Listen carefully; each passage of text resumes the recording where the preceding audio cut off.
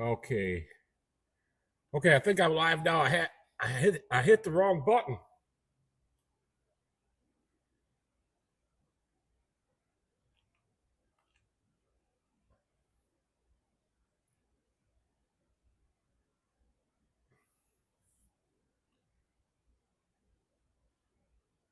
All right, maybe I'm live now. I hit the wrong button. I don't know what I'm doing.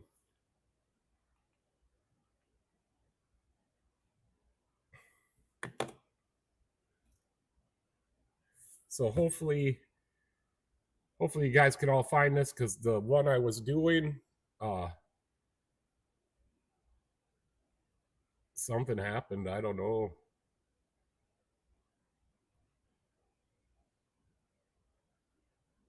So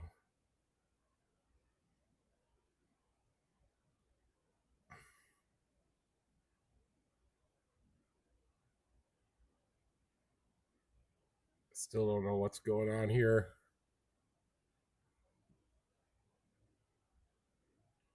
My camera keeps going in and out, but hopefully it shapes up here. I'm gonna have to start over again.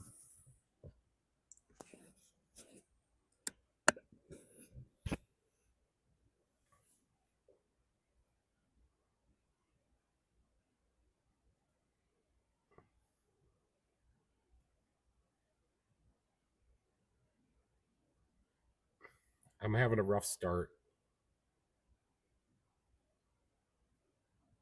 So I'm not sure what's going on. Plus my internet today has just not been good, so I don't know how this is going to work out. But hopefully it works out.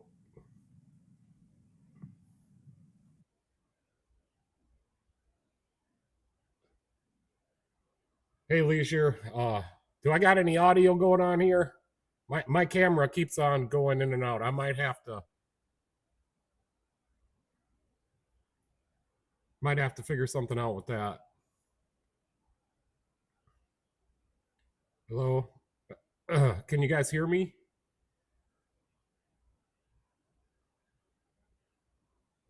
So hopefully you guys can hear me and this is working. Not quite sure what's going on right now. If this is working or not working.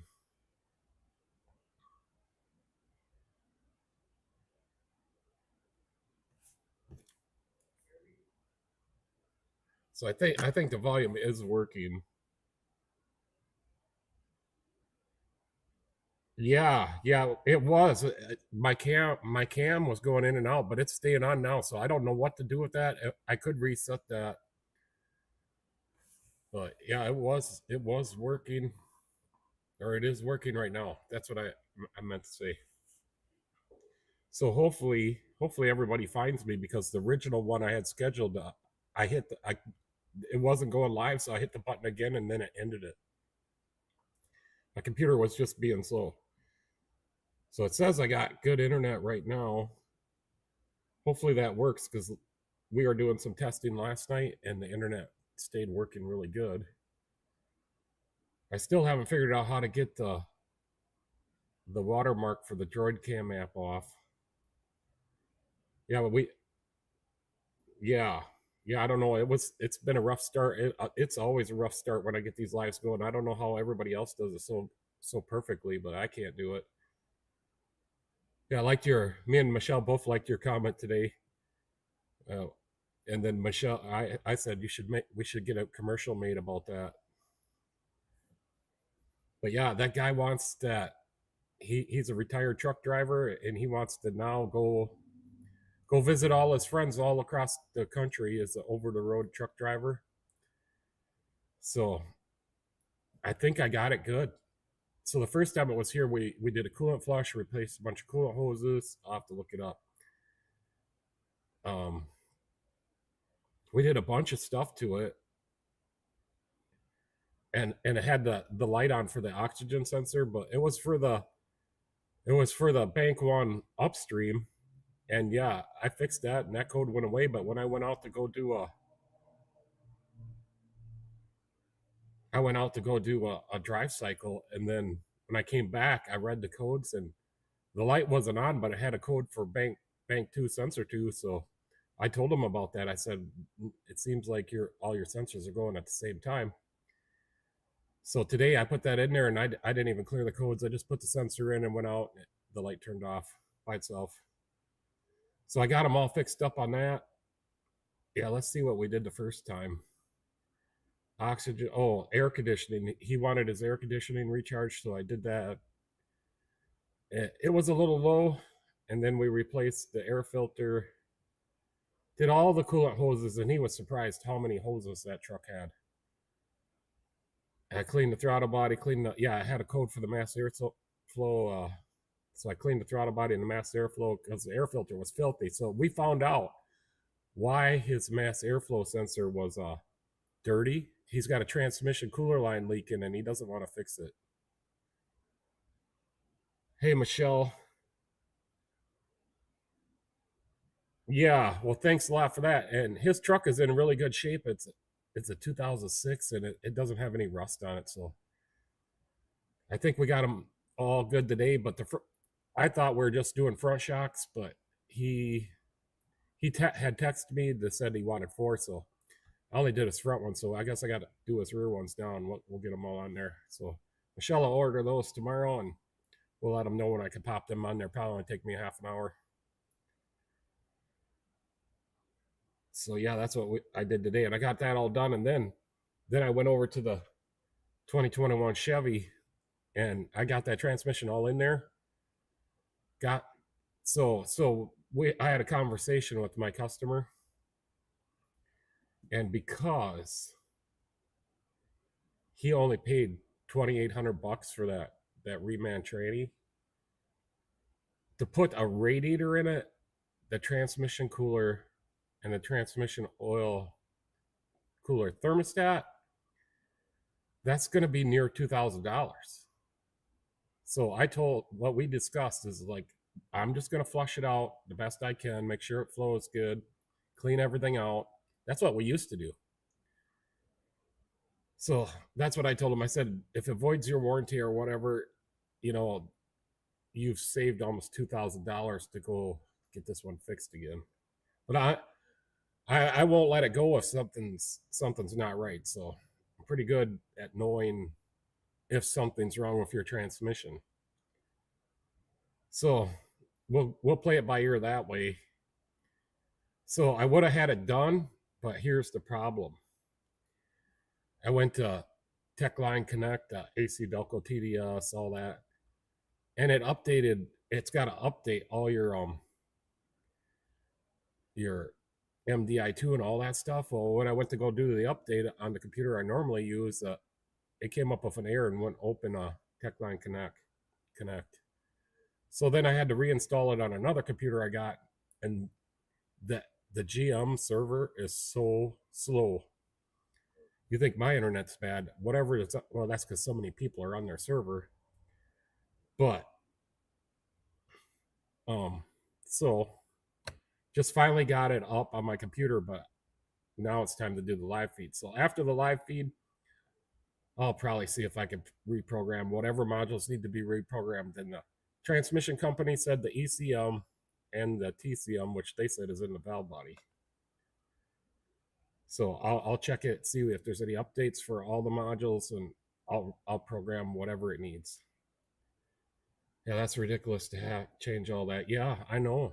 And it may be different if the transmission self-destructed originally, but no, we just got a torque converter shifted in and out, and there might be a what do you call them, like a cam bearing, one of them bronze bushings in there. One of them might have went bad because it's got a little rumble sometimes when the torque converter locks up. So I got a video on it, and you can feel it. And my customer thought it was a wheel bearing, but the fluid is dark. I mean, that's in the video too. And I got another fluid sample, but there's no like big pieces in there. And normally my experience is if you put a rebuilt transmission in it, and it self-destructs right away or loses a gear, it's because of the rebuilder or the assembler didn't do something right. 90% of the time, if it goes out right away, it's on them, not the old oil that or the transmission cooler.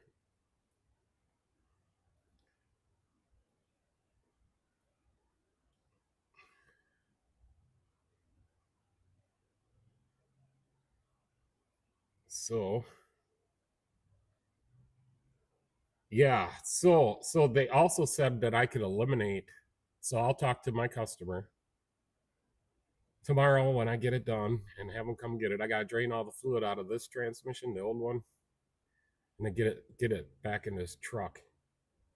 I'm telling you that transmission is heavy. She's right there. Tech 2, JD, how you doing, JD? Hope you had a good day today. So we're gonna look into getting an aftermarket cooler. Maybe that's gonna be the cheapest route. JD says, I remember programming ECMs with the Tech 2. Plug the cable in to the side of it. Yeah, I want to get a real Tech 2. With my, I don't know, I have like a virtual Tech 2 that I can use on the, I don't know, SPS, TDS, TechLine Connect. They got a virtual one you can use. I don't know if I got to pay for that though. So that's where I'm at. Everything is back together. Everything went really good. Perfectly. I got all the clips back on, all the fasteners back on exactly how they were. So I can't wait till tomorrow to get it out of my shop and get paid. It's going to be a big payday tomorrow. Michelle looked it up today. Let me look at the invoice. Book time is 11. In and out with the transmission is 11 hours. She put 11.1, but I'm going to put it down to 11.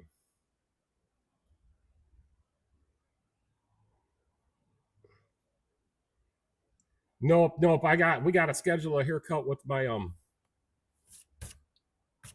with the lady I get haircuts from. And right now, my schedule book, she's full, absolutely full. Every days are full. Here we are into June, still full. Second week of June, maybe the second week of June, I can schedule a haircut with Amanda. So it's going to be a little while. And I told Michelle since she made me do that poll. Yeah, keep America beautiful. I thought I got combed up pretty good today, but I told Michelle that maybe she might have to cut my hair for me.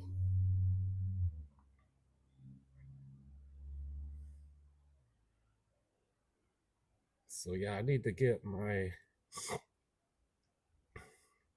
stats up here somehow.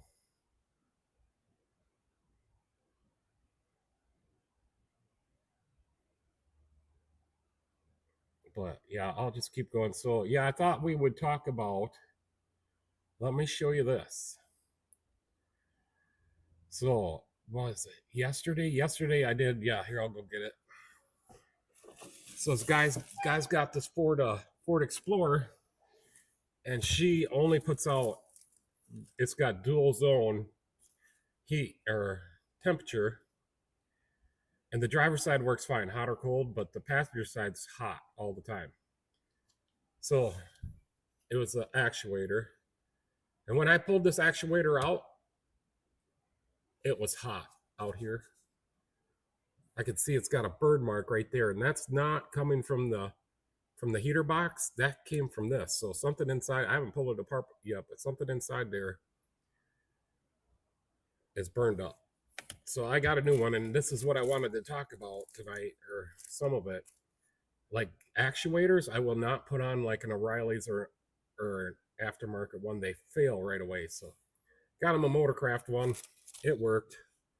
But here, let me show you the cab. So since I was in there, and this was a hard one to do, I think it called for like 2 point something hours, and I did a half hour. But let me show you that cabin air filter.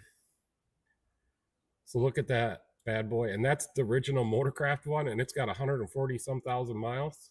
It's never been changed. So I got that changed out for him and showed him, and I felt his bill was a little bit expensive, but he was so grateful. Yeah, so you said I got to get a haircut, Michelle, and I said, well, my new software could do a pull, so let's do it. And if I won, or if people said I got to get a haircut, then I got to get a haircut, which I do. I got to go shut the heater off.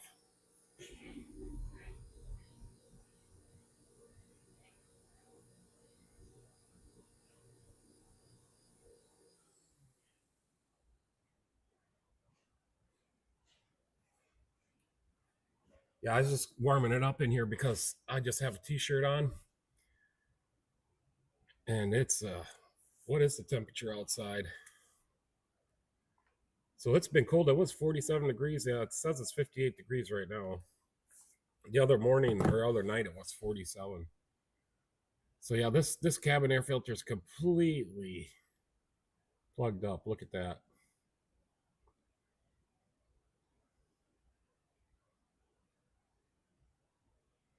Yeah, but you could still give me a haircut, Michelle. What does she say? I've been hounding him to get a haircut. Yeah, so that's why I said let's do a pull.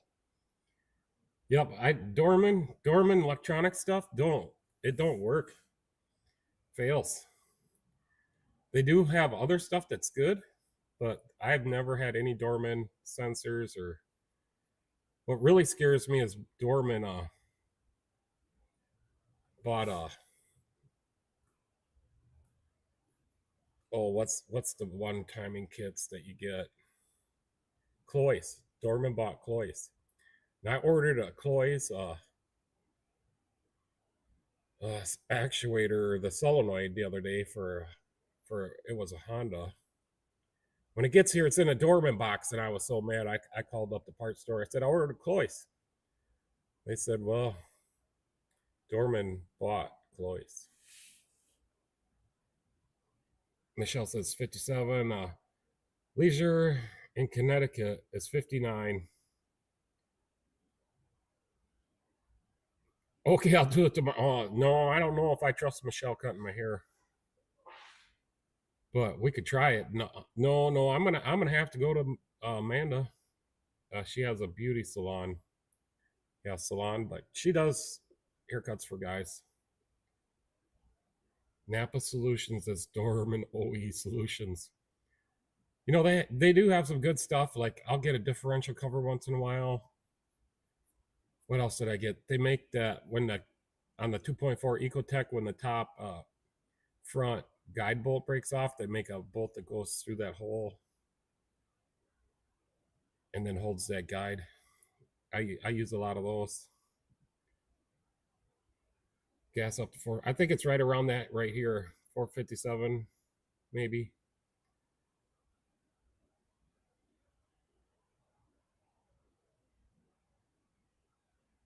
If you beat them, buy them out. So yeah, I just wanted to talk about like what do you guys put on a car that you don't that you put on the cheapest ones? For me, like a big one is wiper blades. I put the cheapest wiper blades on I can find because even if you buy a $30 wiper blade, it still only lasts a year or less. So I have good luck putting the $10 wiper blades on, and they last for a year. Dorman hard parts are right. Yeah, some of them. I mean, some of them. Gosh, what did we put on the other day? It didn't quite fit right. It wasn't the other day. It was quite a while ago.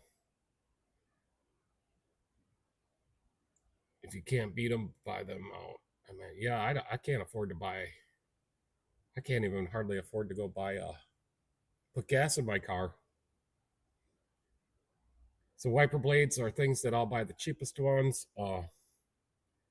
Air filters, like your car air filter and cabin filters, I get the cheapest ones because you got to replace them all the time whenever they get dirty. Yep, I don't think Bosch blades cost too much. I never put on a Dorman brake line kit. I just I buy the Ultra Bend and a roll, and then I make my own. Like I remember helping my brother. I don't know if his was a Dorman or not. It was on a Chevy, and we kind of had to lift up the cab a little bit to get some of those lines through there without ruining them. So what I do is I run them through all the holders and everything, but I just start on one end and feed the line through, and then on the other end I'll put the fitting on. I got a nice little let me go show you my double flaring tool.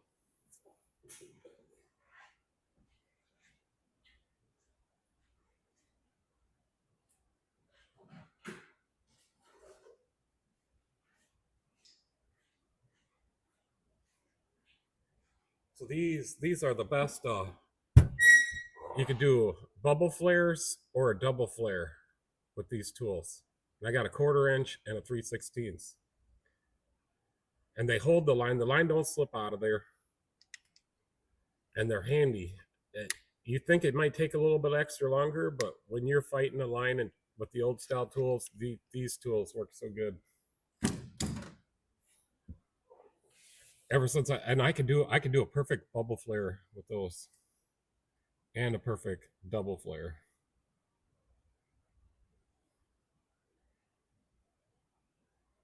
Yeah, so Napa, some of the Napa blades are like $6. I just bought some blades that they must have been going out of. They were eliminating the stock of that style blades. They were $1.50 a piece the other day. Yeah, I hate doing brake lines when I got to do the whole vehicle. But just a single brake line here or there, and I use the Ultra Bend. I just feed her through. If I miss one of the holders, it ain't a big deal because the vehicles I work on are really junky. Yeah, I do. I use them on the seal lines once in a while. I have some brake lines here in stock in case they're the right size, and they grip it and hold it good, way better than the old style double flaring tools. The guy or the shop I worked at before, in between my businesses, like from when I was in my garage to here, I worked for another shop for a year, and he had a hydraulic one, but that's super expensive, but it did work really good. But compared to I don't know what them costs. Are really cheap or not too bad compared to those, and just a little bit of extra time it takes to use these is it. I wouldn't buy the hydraulic one. So yeah, I haven't done a brake line for a while now that I'm thinking about it. I did a couple vehicles last year where I did the whole every brake line on the truck. That's the ones I hate doing. So yeah, we're using my new OBS software. I see my Droid Cam has a watermark on it, but that's okay. I suppose I got to pay him money to get that off of there.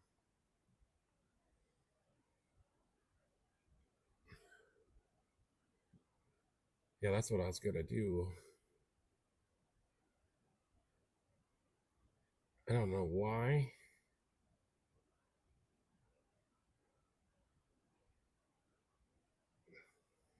My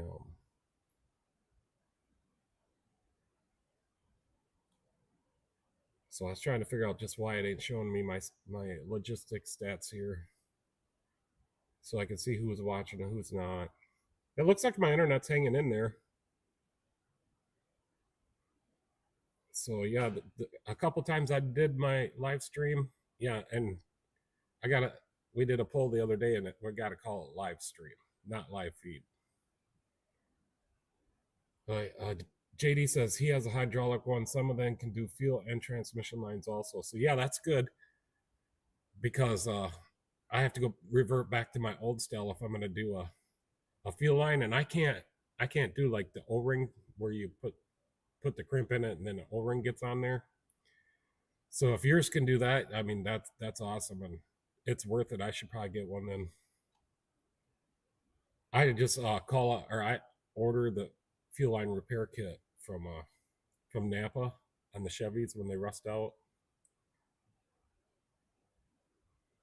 Yeah, yeah, it was terrible, and I complained, and Michelle was gonna call them, but she never did. It was awful. My internet's awful. Michelle's internet, it's her internet. She's the one that got me the internet. So we dropped mine because mine, whenever it rained, we lost it. So that probably wouldn't work for YouTube. But hers just is in and out. Some days I have it, some days I don't, but at least I have a little bit.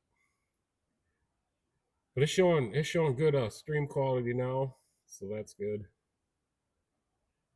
Just trying to figure this out.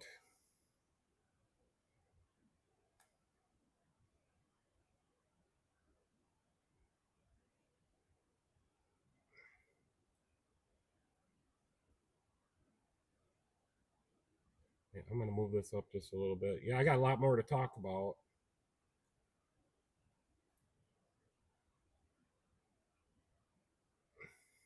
So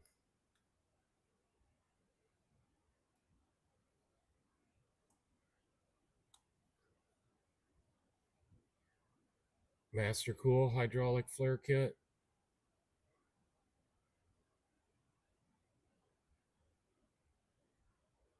Well, JD, that's good internet. In a minute here, I'll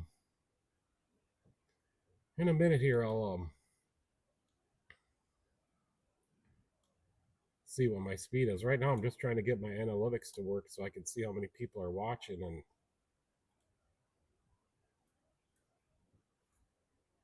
it is just I can't. It's just not pulling up like it normally does. Can't figure it out.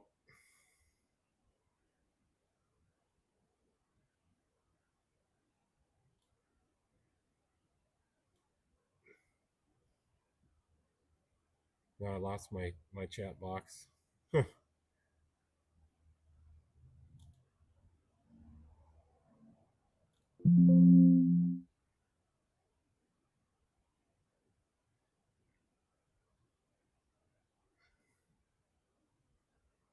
I got my chat box back up.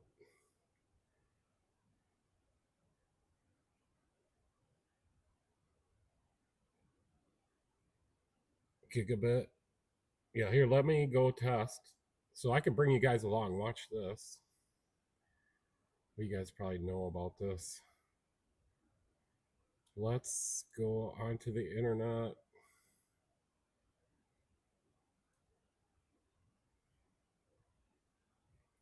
So let's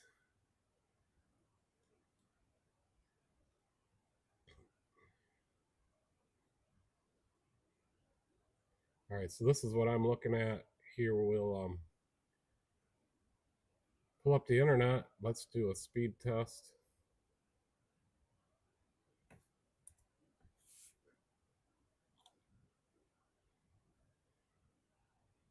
It doesn't seem like it's a very fast today.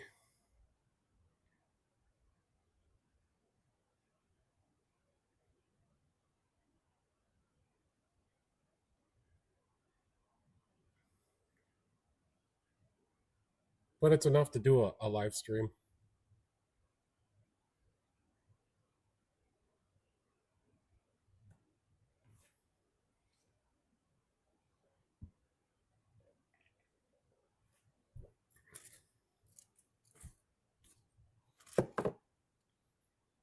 All right, I'm gonna pull back up here. Yeah, we probably need better probably need some better internet. I was thinking to get like I might want to get Starlink.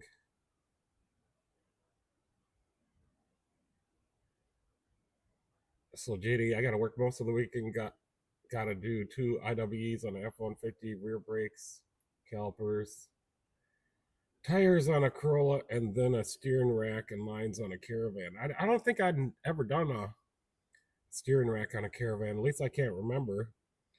For the IWEs, all you got to do is this is what I do.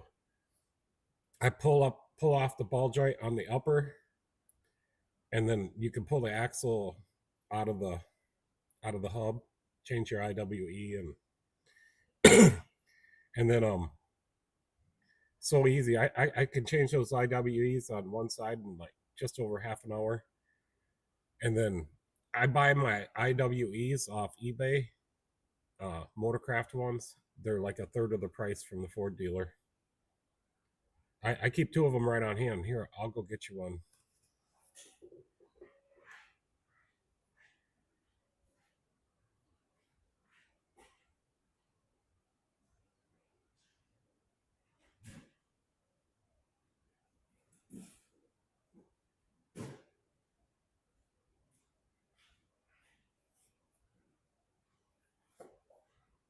So yeah, I keep two of these on hand at all times because such a common problem. So they got the bolts, the grease packet, and then a new Motorcraft hub.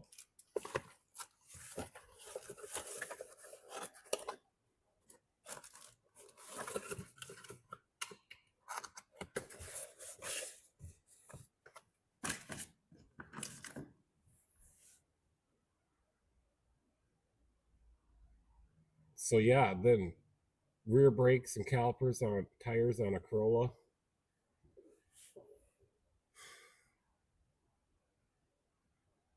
Well, I have good luck, and I've never had to replace one. It says Motorcraft on it. I don't know. How would you know if it's fake?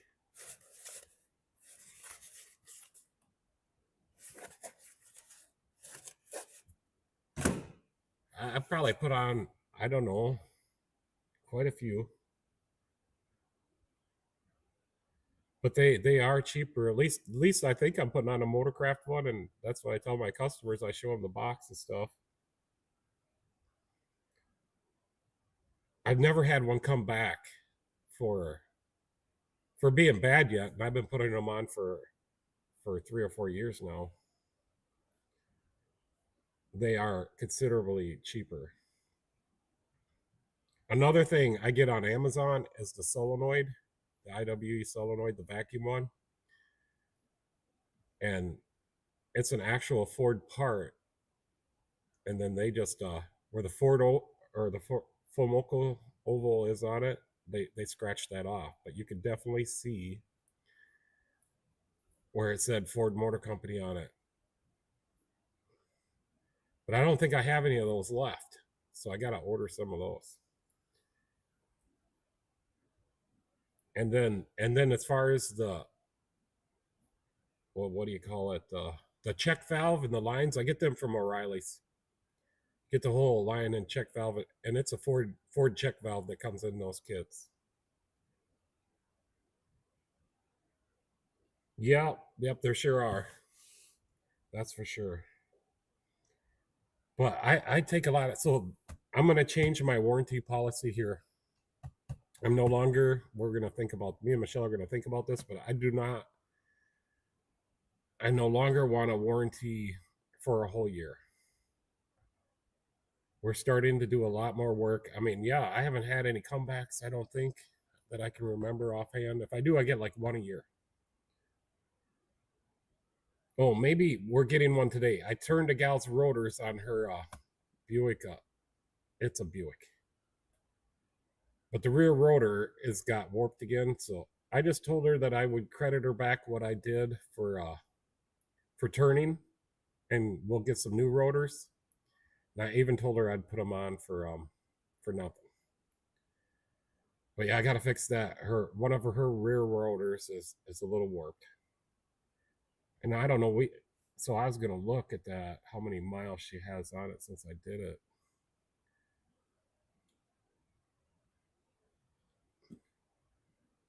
Because I can't remember. I think I had 100 and something on it today. So let me just look how many miles she got out of that rotor.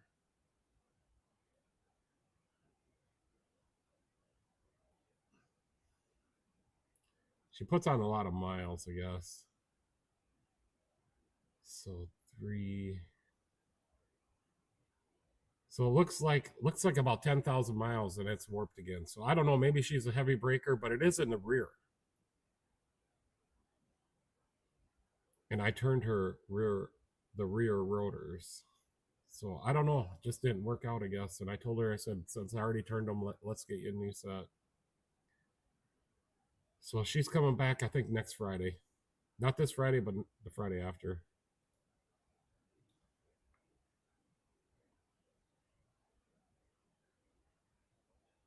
So Michelle says he looks at everything very meticulously when buying from it. I do, but we do put on a lot of cheaper parts sometimes.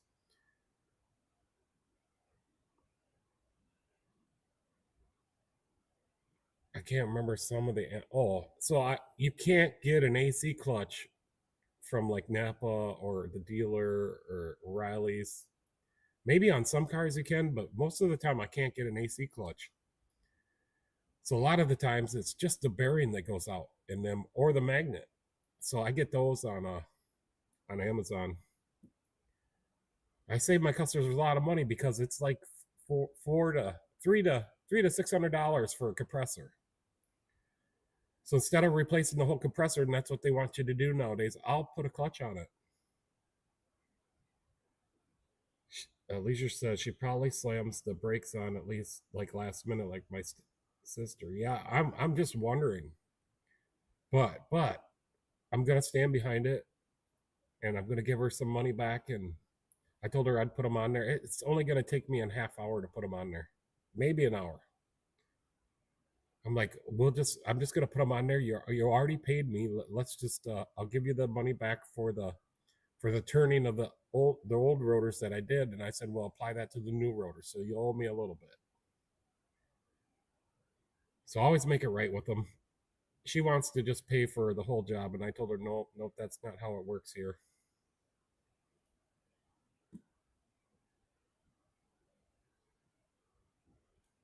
So yeah, what else did I have here? Got a couple more things.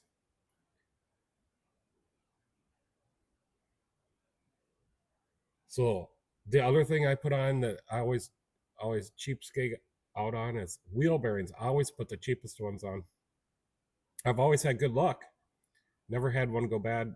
I've never had to replace a wheel bearing that I put in so far.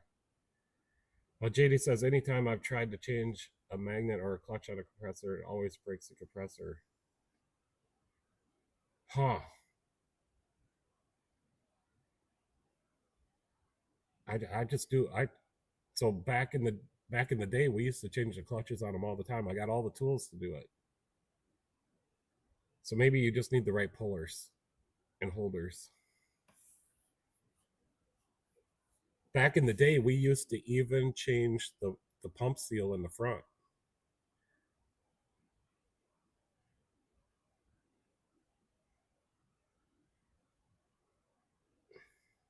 Do a Steve Miller take on the money and run. Yeah.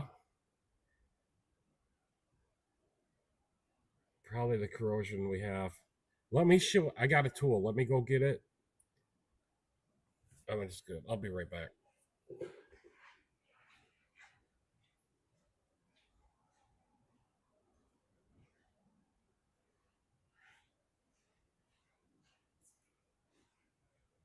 So back in the day, the front pump seals would leak refrigerant and oil out of the compressor all the time. So we could get those seals back then. I don't know if we still can. I haven't replaced one for a while. But anyways, I made this. It's a little Craftsman awl.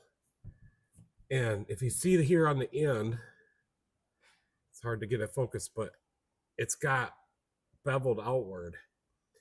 And I hooked this to get the snap ring out that holds that seal in. I put this in the snap ring eye, and then I pull the snap ring down, and then I can pull it out of there. Used to do a lot of them. And this tool still comes in handy because I still use it on some stuff. Somebody just messaging me. I better see what's going on here.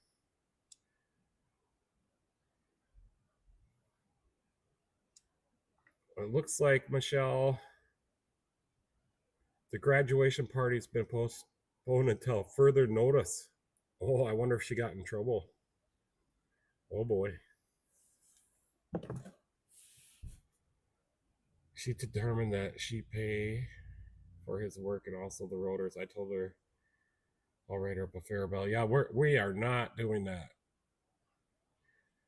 I will stand behind my work. That's for sure. She was here like 10,000 miles ago. That's where she's not paying. She can pay for the rotors, and then I'll credit her back the $50 I charged her to turn them.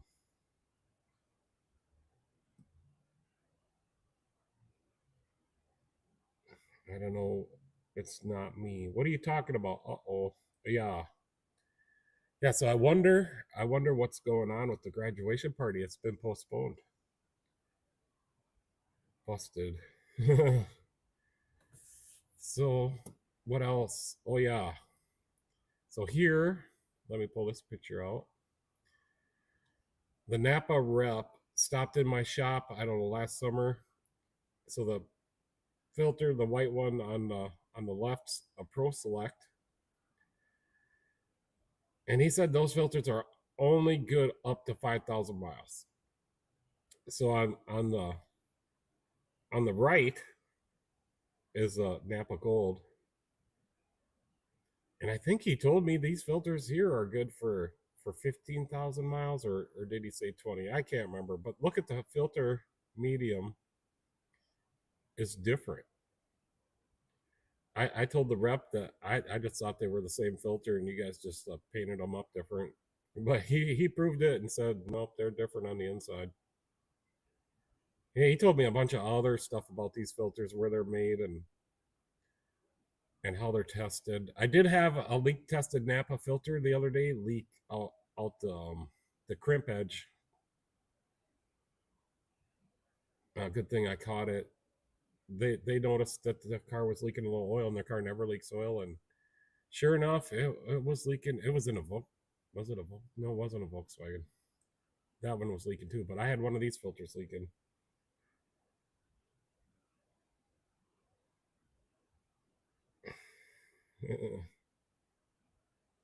Did you take pocket? Do you take pocket lid? Michelle says as long as it got gold in it. On my vacation, Michelle, I wanna do some gold painting. If we ever get to go on vacation, we're planning to go to Florida, but it's not looking good. Probably be in August. Somebody said that we should go to Florida in August. So yep. I am not figuring out how to make my stats come up, but I suppose I could mess around with that. The only thing is when I'm messing around with that, I don't pay attention good, and I stop talking.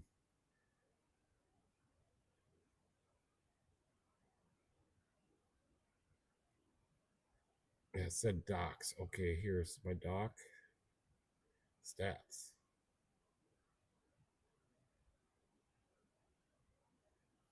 That doesn't tell me how many people are watching. I'll close that one.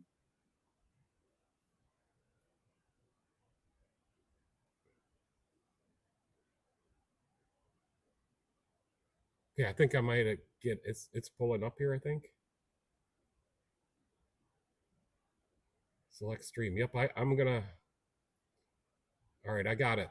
I got it working. So now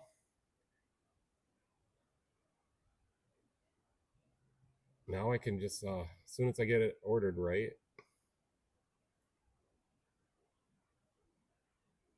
Oh boy. Oh, here we go.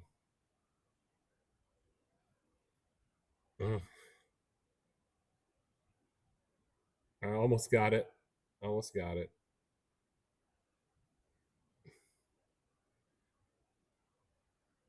There we go. I got it. So let me show you. I'll put it on the computer screen so you can see what I'm looking at. And I think it's gonna, when you guys are looking at your screen, it's gonna be on the lower right. As soon as I figure out where my computer screen went. And I got just a ton of stuff. We added some more pictures.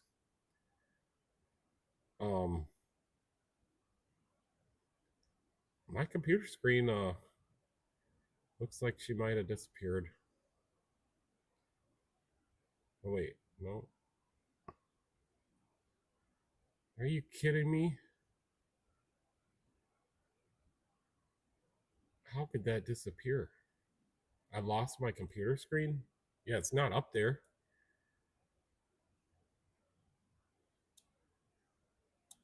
I thought I had it. I got so many pictures up here on this OBS software that it's hard for me.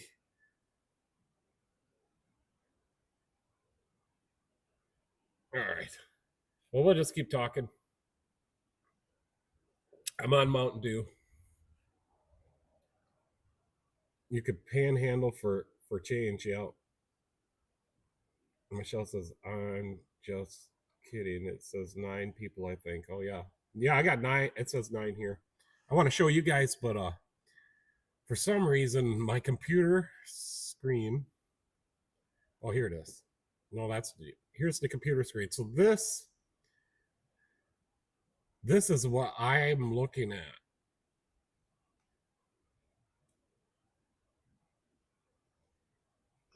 Hopefully it comes up there in a second. Kind of looking around here.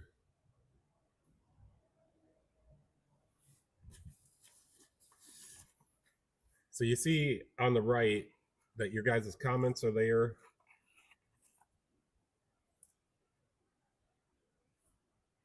And then, yeah, so you see there on the right, your comments are there, and then below that it tells me how many people are watching and some other stuff. And that's exactly how it looks. It's got all the boxes inside of boxes.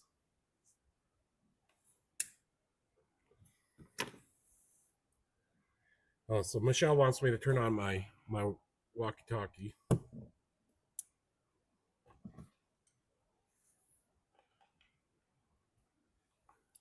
So yeah, you guys are getting an insider view of what my software looks like. And then over here on the left, all the way up through here, these are all my pictures that I have set up to show you guys. And we have 2 channels, so some of these pictures are for our other channel, and that's where I practice all these this live stream stuff. So when I come on this channel, I'm more prepared and everything works better. So yeah, I got a couple more things. If some other people come on here, I can show them some of the stuff. So I was waiting for we're waiting for a couple other people to come on. I think they'll come on maybe a little bit later. So I figured out a bunch of stuff. We could go here to the internet.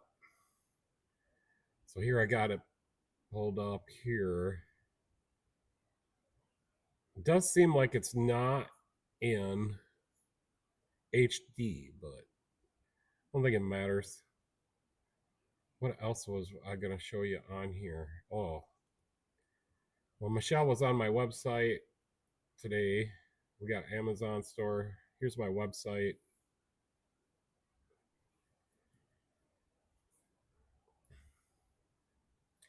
And then we can go over here to Custom Car LLC.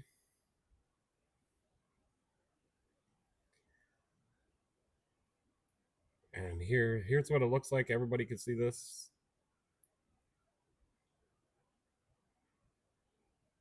Yeah, don't order any of my merchandise. I'll cancel your order because I don't have any left and haven't bought or restocked. So maybe later on, and I should turn this off so you guys can't buy this stuff, but that takes a lot of messing around.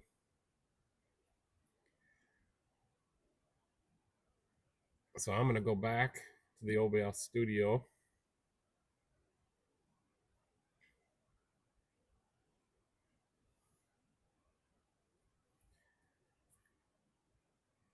I got something on my website. I'll show you guys in a little bit.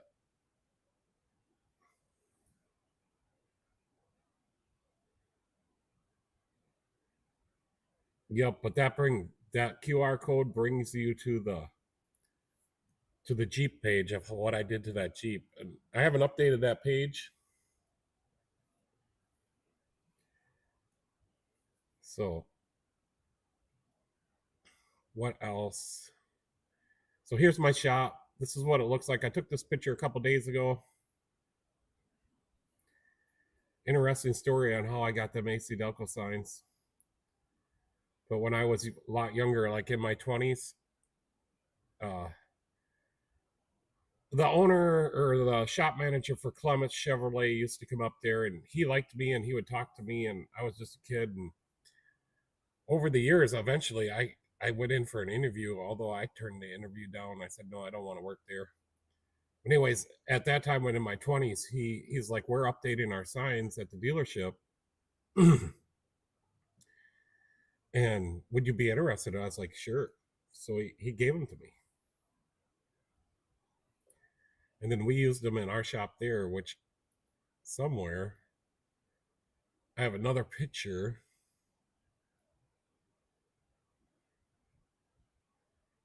Can't remember which picture it is though. Oh, it's of my truck that I hauled my race car with.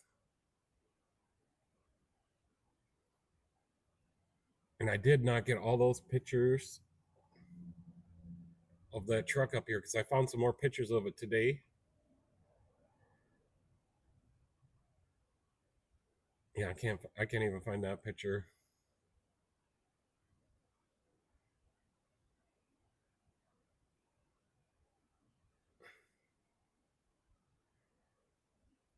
Put my house shop up here. So this is where I was working, in my garage. Started my business in 2021, and this is where I started. And that hoist is still in there.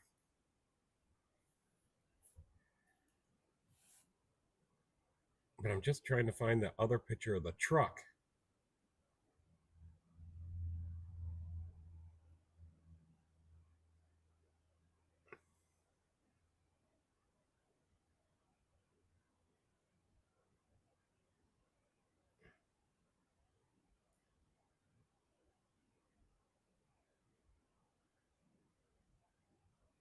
Yeah, I can't find it. Yeah, just a minute, and I'll switch back. So what about the air filters, guys? Do you let me find that. So what about the air filters, guys? Do you do you get the middle grade, the expensive ones, or do you get the cheapest ones? I get the cheapest ones. Because you're supposed to replace this cabin air filter like every 2 to 3 oil changes. Yeah, we got the modified in the house garage up on the hoist, so we could drive the Jeep underneath of it and pull it in if we wanted to. Besides, Michelle has a lot of stuff in my garage, and her son has a lot of stuff in my garage. We got to clean the garage out, Michelle.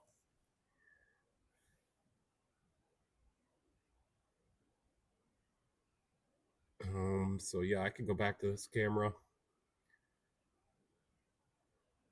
So yeah, hopefully I'll get this 2021 Chevy done right away in the morning. And then I got to do the parking brake shoes on a 2012 Kia Soul. Got to get that done for the lady. Our parking brakes does not hold that. And that's the other thing. Besides for the tie rod, she wanted the parking brake to work. So I tried adjusting it up on the inside. Sure enough, it felt like I had it, but no, it didn't have it. So then I pulled off the driver's side rear wheel. Is where you get to the adjuster for that. And I started adjusting it, and I'm like, nothing's happening. So I look inside there, and I can see that the shoes are gone. So they probably delambed and then fell off and got all chewed up, and then turned into brake dust, and they're gone. Either that or they're wound up in there somewhere. So Michelle ordered all those parts, and they'll be here in the morning. from AutoZone. And then we got to put an engine mount on a old Grand Marquis.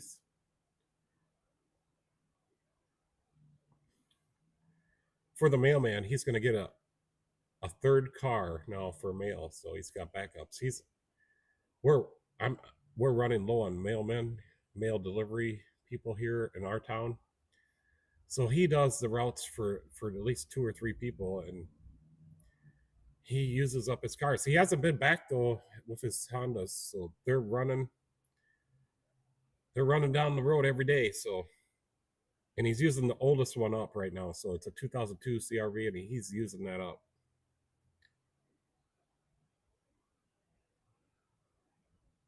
So yeah, I was just wondering, what do you guys think? Do you put the most expensive cabin air filters on, or do you put the cheapest ones? I put the cheapest ones in.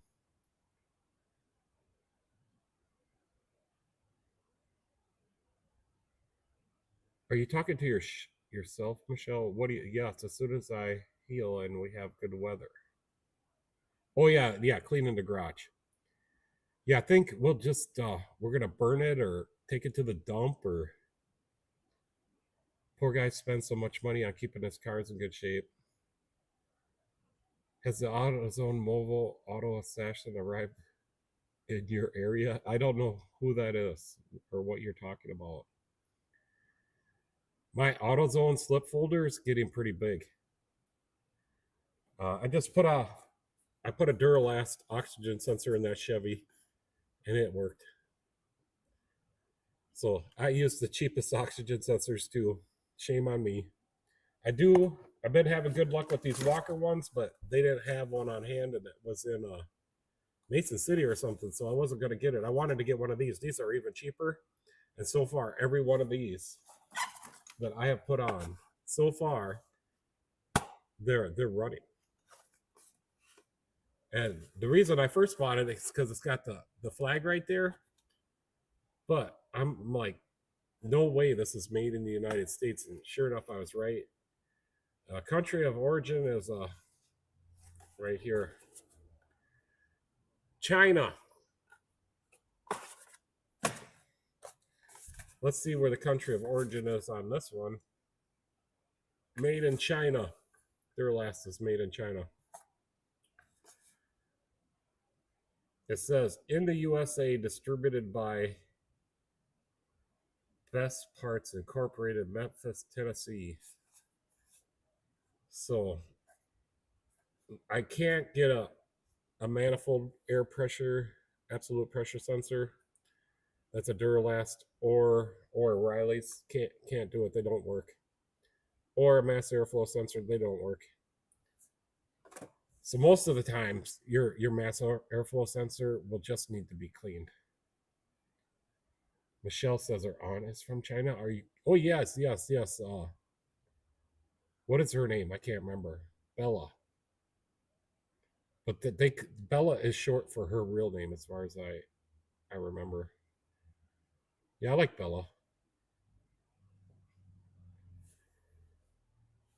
So the other thing we were going to talk about tonight is transmissions.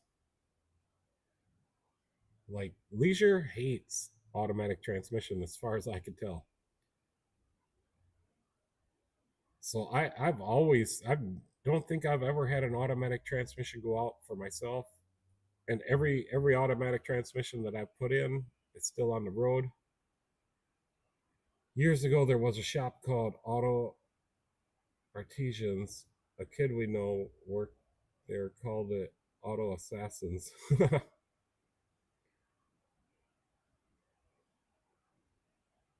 Her American name is Isabella, yeah.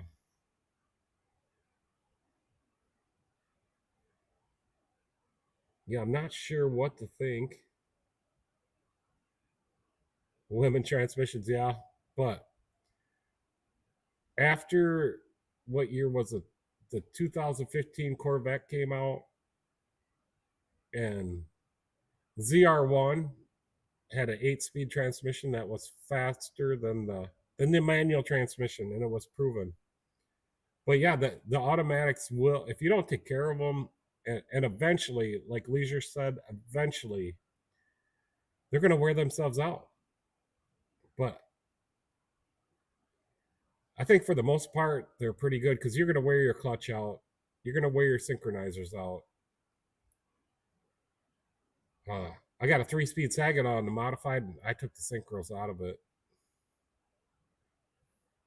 Bella for short. Her American name is Isabella. We call her Bella for short, yeah. The lady that has the Kia Soul that's coming in tomorrow, hers is a 5-speed or a 6-speed. It's a 5-speed, I think. That's why we got to fix the parking brake. But anyways, she drives a manual transmission, and she's an older lady. She's retired. So some women drive manual transmissions too. To me, I'm always in a hurry, always on the go, always got to get going. For me, a manual transmission is just too much. Too much I got to do to get to where I got to go.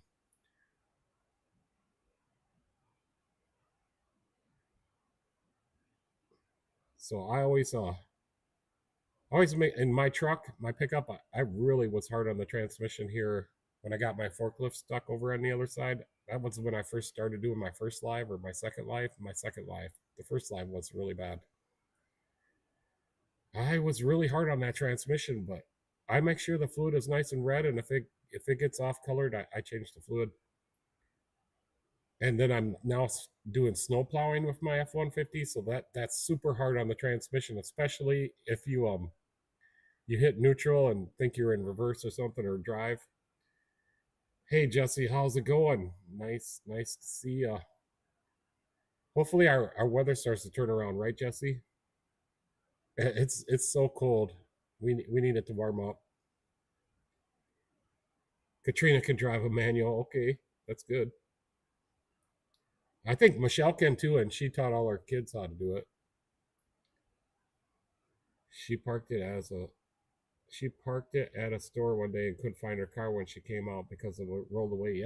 Yeah. And we were talking about that one of the live feeds that Leisure said that the engine could be low on compression, but it's just such a small engine and such a big car that it can roll. So interesting story of compression. The modified engine, when the engine's cold, like it turns over pretty good. But once the engine gets warmed up and the piston rings expand and all that, like it can break starters off. So like if I'm out there racing, I never want to clunk that thing out because I've done it. I broke the starter off a couple times. But that thing, and you try to turn it over with a bar too. Once she starts to build that compression, you can't turn it over. I can't remember. I did put a compression gauge on it one time because I wanted to know what the cylinder pressure was, but I can't remember. I know it was in the high. Like, I think it was like 270 something cylinder pressure when you're cranking it over. And that thing does have 13.8 to 1 compression because I built the engine to run on methanol. And then we just recently, last year, just changed it over to E85, which I think the car sounds way better on E85. And she's got, of course, it's been a long time since I raced it, but she really sounded, in tune. So Michelle must have had an 88 Ford Tempo that had a 5-speed. Yep. She does pretty good, except she did clunk it out a few times when we were out messing around. And I had a video of, so she didn't want to be on video, but that's the video of me racing around the yard. And it seems like I'm going pretty slow, but I could get her in third gear and wind her up a little bit there. It does have a 514 rear differential gear ratio in it, 9-inch. It's a 9-inch. 514. So some tracks I will run a 543. Some tracks I run a 514. And I think if we ever did start racing again, we're gonna have to get up to like almost like 583 maybe. I just hate to run my 406 with a 583 gear because when I run it with the 543 gear, it just seems like I don't like that gear. And then the engine and the car do good. It's just my brain says that's too high of RPM. But that's what they do. They top the engines out now, so you're not spinning. So like the 514 has to have a lot of throttle control, lots of throttle control. Like I never get my throttle down more than like that, unless we're hooked up really good. My brother was watching us in the heat races one day, and he's like, "Your car's smoking," and somebody was taping it, so I'm like, "My car's smoking."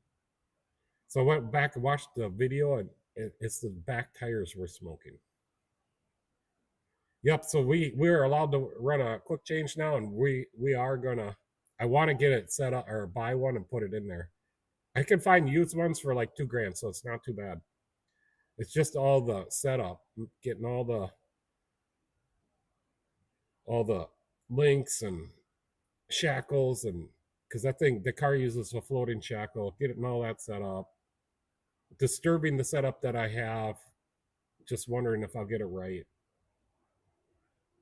But yeah, changing gears would be so much better. Like I figure at some tracks I would like to run like 530 gear or a 486 gear. There's a big 3/8 mile I raced down in West Union. We ran 411s. Wide open. I never let off the gas. We figured I was averaging 121 miles an hour per lap. That's before the digital era where they have the transponders and stuff. So we figured it out. I can't remember how we figured it out, but it was like 121 miles an hour average lap speed. And the corners were banked up so high you could not walk up these corners, this straight or in the corner. So that's why we were able to hold it wide open. Like you would come into the corner and the car would just lay down into the bird cages. That's what I mean. Floating bird cages. Sorry. Yeah, see, Leisure, you do know everything. Michelle says she prefers a manual. Also had a 2003 Ford Focus ZTS. I don't know what a ZTS is, but it must be high performance. Leisure might know. That was a fun little car with my middle son. Wrecked the tranny and the clutch from doing shitties around the sheriff's car. That's not good. Especially, you don't want to do that around the sheriff. At least around here, they'll put you in jail. But that's the other thing. So you got a clutch that's going to wear out. Automatic might wear out, but your clutch might wear out.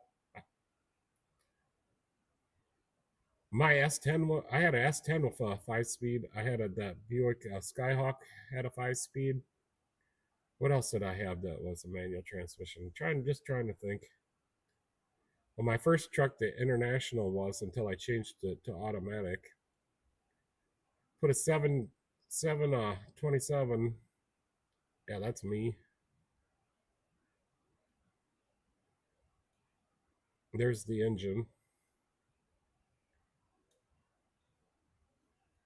Yeah, this old truck here, but I never did find a picture of when I have it, when it's all painted up and nice wheels on it and sitting different.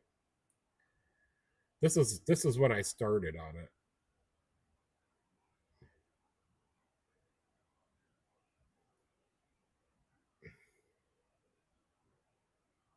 Yeah, so Michelle must have known, or your son must have knew that sheriff.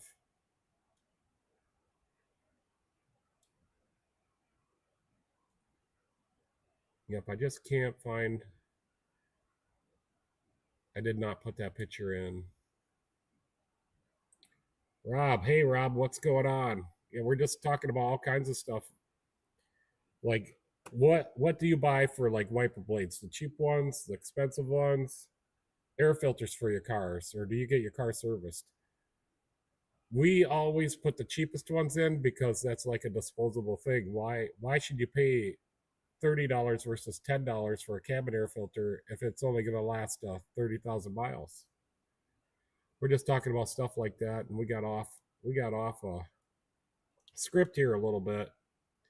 So I'll go back to the camera. Yeah, so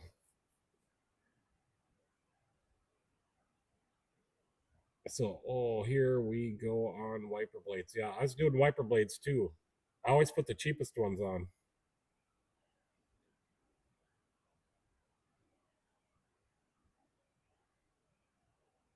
So yeah, here, let me show you, Rob, the picture of the cabin air filter I changed yesterday. Look at this. This was never changed. 142,000 miles on it. It's a Motorcraft. Yeah, because you could buy a $30 wiper blade, and it's still going to last the same amount as a $10 wiper blade or a $5 wiper blade. Yeah, so why? Well, my customers like it when it don't cost them very much to get their car serviced, and I don't even tell them I'm changing their cabin air filter or their air filter, but they don't mind it because I keep their cars all tuned up. The other thing I do not ask my customers if they got a light bulb out, I go ahead and fix it.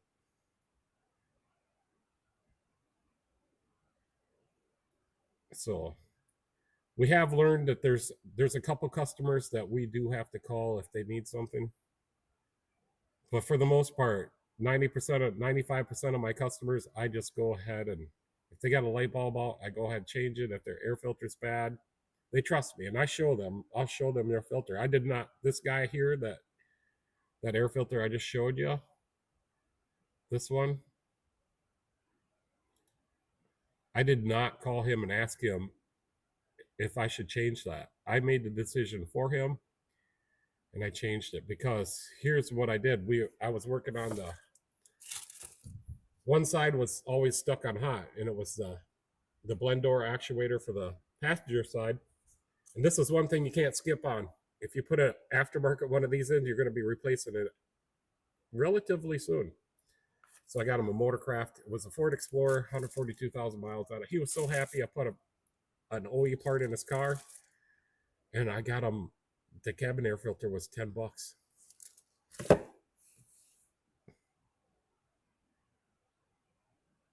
As long as you don't charge an arm and leg to do that. If I'm taking mine in for inspection, he just does it. Yeah, no, I did have a lady that had her headlight went out, and she went to O'Reilly's. They charged her $30 for a bulb. I'm like, come into my shop. I'm gonna look this up. What retail prices for this bulb is for you. It was like $8.77 is what I charged the customer. So I told her to take that bulb back to O'Reilly's. I'll sell you my bulb, and she sure did. I put my bulb in there, and she drove right to O'Reilly's and took that back, and they gave her her money back. She's like, you saved me 20 some bucks, and she brings her car here for everything.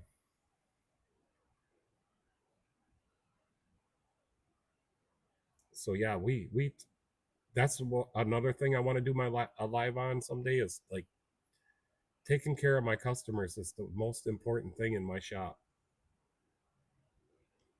Making sure their cars stay running, uh, customer satisfaction, those things are on the top of the list. Making sure their car is completely fixed before they get it back, completely on top of my list. If I'm unsure that your light might come back on, I will call you and keep your car over and make sure the drive cycle gets completed before I let you have your car back. I mean, if they need their car back, I'm going to give you their car back, but the customer always pays for wiper blades and installs for the price of just the price of medium price wiper blades. Leisure says I put wiper blades on from a Ford on the GMC, and I still have the GMC the next morning. I put yeah, I my van needs some wiper blades, and so does my pickup. But somebody's wiper blades I'm discarding might be good enough. Like a lot of times, only one wiper blade will be bad on a car, but we do them in pairs. Unless they tell me only one wiper blade. But most of the time, when somebody brings a car in here and they want the wiper blade, they want all of them done, the front ones, the back one. It's hard, you airfare. It's hard though. You airfare things like air filters, wiper blades. You don't make a mint on it. The dealership 100% markup on all of them. Yeah. No, our model here is more volume. So treat the customer right, make them come back and be repeat customers. Because if a customer thinks you rip them off, they're not coming back. They are not coming back. So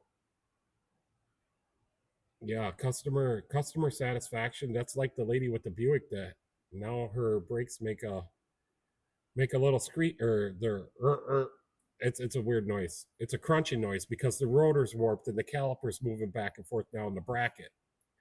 Because the rotor's warped. And maybe it's my fault, but I turned her rotors, but I'm giving her money back for turning them rotors.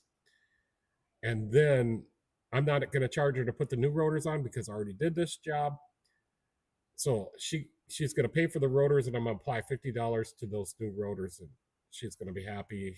She's gonna feel bad, but she brings me her car every time because I'll take care of my customers.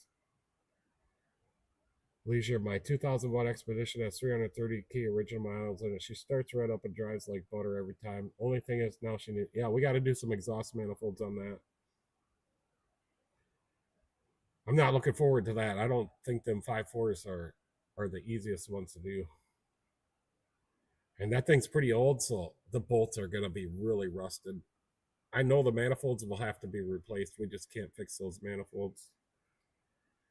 I had a manager whose motto was the customer must be punished. Well, that can't happen here. Well, we do got one customer or some customers that I can't remember what happened to the one guy. Oh, I didn't get his car in soon enough. And it was winter, it wouldn't start, and that's why he wanted to get it in because it didn't start. I told him I'd have to work it in. And I'm not going to say that I didn't like the guy, but he did some stuff here and told some customers some stuff. Like he said he spent so much money at my shop and he's got priority over everybody.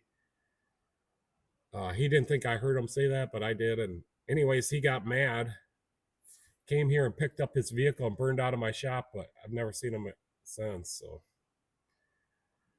he got mad at me because I couldn't bring his vehicle in and get it fixed right away.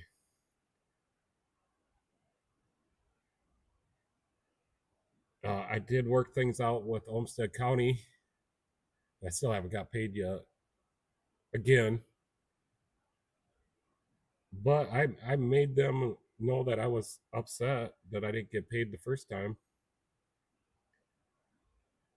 And now here we go again. What's it been, a week or two, Michelle?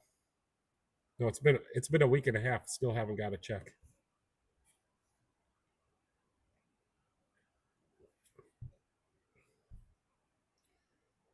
Michelle says, "Oh, you can do it. Nothing close to rust buckets we get here."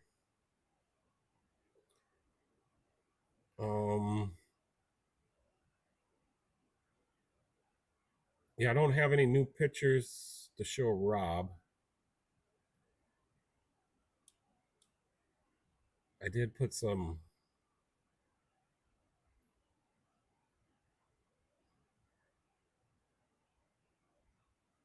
I guess I better give up on them. Give them a call tomorrow. Yeah, no, we could just email them. But I'm sure it's going through the process. They got to get it signed by city council members. And probably they only have a meeting once a month. So I don't know why counties need to get 3 signatures on a check.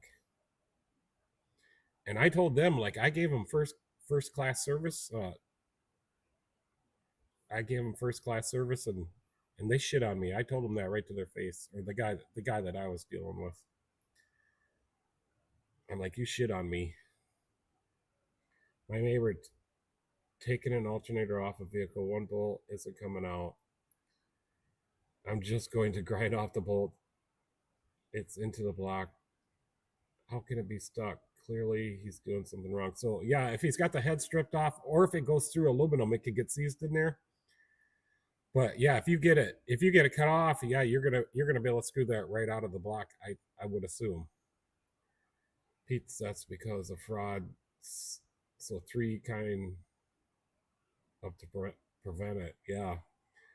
So when I got my credit card, I got a new credit card for my business. They started me out so low, and it's up really good now. And then my bank, so we got a new business account, and they would only allow me so many online deposits, like I do them on my app.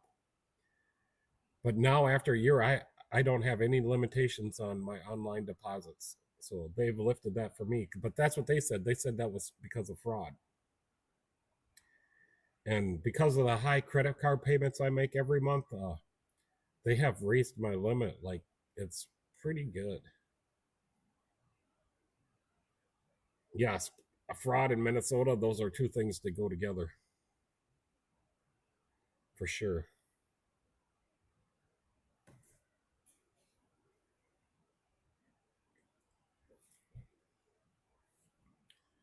So yeah, tomorrow I should be able to get that parking brakes done right away. Or actually, I'm gonna go on the white Chevy right over here. Get that thing programmed now that I got my Techline Connect working. Probably the next thing I'll plug in the MDI2 and it'll say something ain't right. But anyways, I'm gonna program the ECM, the TCM, and whatever. I'm gonna check all the other modules to make sure they have the latest calibrations in them. Because when you get a VIN license, it covers that car for 2 years and then it expires. So just because I'm in there and it don't take much time, once you get in there, I'm gonna make sure all the modules are up to date. So then after I get all the programming done on that, I filled the transmission up until it's coming out of the fill plug. It's got a level plug in there.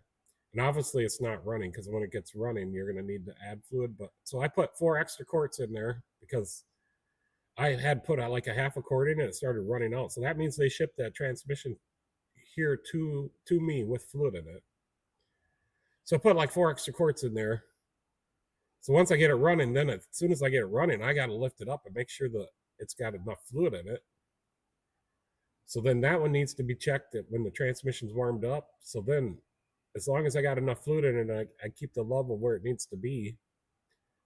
After the fluid is done, then I got to go out and test drive it to make sure everything works good. And they also want me to scan it for codes after I test drive it. And then I gotta take this transmission that's on the bench right there, and it's still got the fluid in it.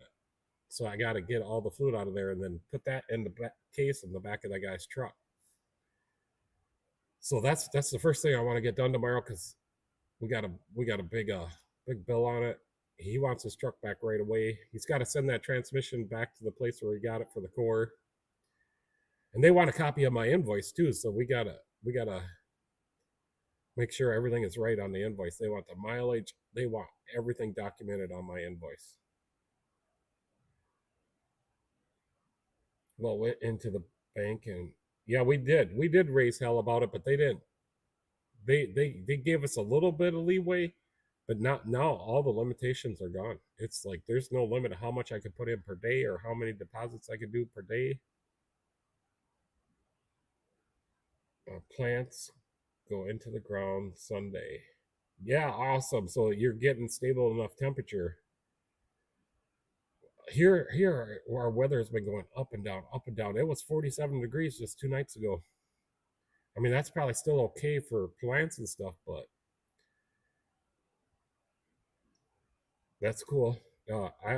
We should do a garden too, Michelle, for food. Some is good, more is better. Too much is just right. Yeah, if you're talking about money. Oh, nice. That reminds me. I have some sugar snap peas, and I forgot what else I have to plant. Yeah, we just have a lot of rabbits around here. I don't think the squirrels bother the plants too much. It's the rabbits. 41 tonight, Pennsylvania. Saturday night, but Sunday, yeah. So it's just starting to be like the temperature's just starting to be stable enough over there, even so you can not worry about your plants or vegetables or whatever you're planting in there. I think you said you were gonna, sounds silly, but you can get a bag of soil and cut it and plant it into the bag. You don't have space. Lots could grow from just a bag. Yeah, yeah. I do have a lot of pots because I was trying to grow some maple trees, and yeah, I could grow maple trees easy, but then you got to take care of the damn things. And I was gonna sell them and grow them up nice and straight, and then sell them because somebody paid like $200 for a maple tree. One of my neighbors, they had it transplanted, but I think it was a special breed of tree. But I got some pots, and we'll probably would have to buy some soil. Just cut in X's in it and kind of roll them. Yeah, Michelle's got, so I think Michelle's problem is we got plants at the house, in the motorhome, and at the apartment. The only problem we have is that she don't sometimes, whenever she's there, she'll water them, but sometimes we're at one of the places. We got the shop here too, and then we forget to get them watered. If they're inside plants, I guess the outside ones probably wouldn't matter. LOL, I was into. Now you got me again on that one, Rob. Bonsai for a while. I have a green thumb, just haven't had a garden since I had my farm in Minnesota. Well, I thought you had a ranch in New Mexico. You didn't have any gardens there? And Michelle just told me it's bonsai. Yeah, you guys lag behind, and I thought I could change that, but I went in there and it's not changeable. It says it lags like 20 seconds behind it. I can't change that. Don't know why. The good news is the internet's working today. Yeah, that's what I could show you, Rob. My internet's better today. Let me put up the computer screen. Let me go on to the internet. Let's do another. Here's what the speed test was I just did. So 5.3 meg download, 3.8 upload. So that's enough to do a live stream, I guess. Well, let's test it again. See, it goes up. Oh, that time it was too quick. It didn't register something that time. We gotta do her over. Oh, the uploads. She's going down. She's going down, down, down. Oh boy. Try this again. Oh, now she's not. Oh, there she goes. She was thinking about it there for a minute. So it looks like, what are we going to be, about 6, no, 5 something? Oh boy. 5.73. Oh, wait, what? That just can't be right. Higher upload than download? Well, it's pretty close. So we're getting a little bit better for today than we did the other day. I gotta close that one page, and it was still going on and on and on.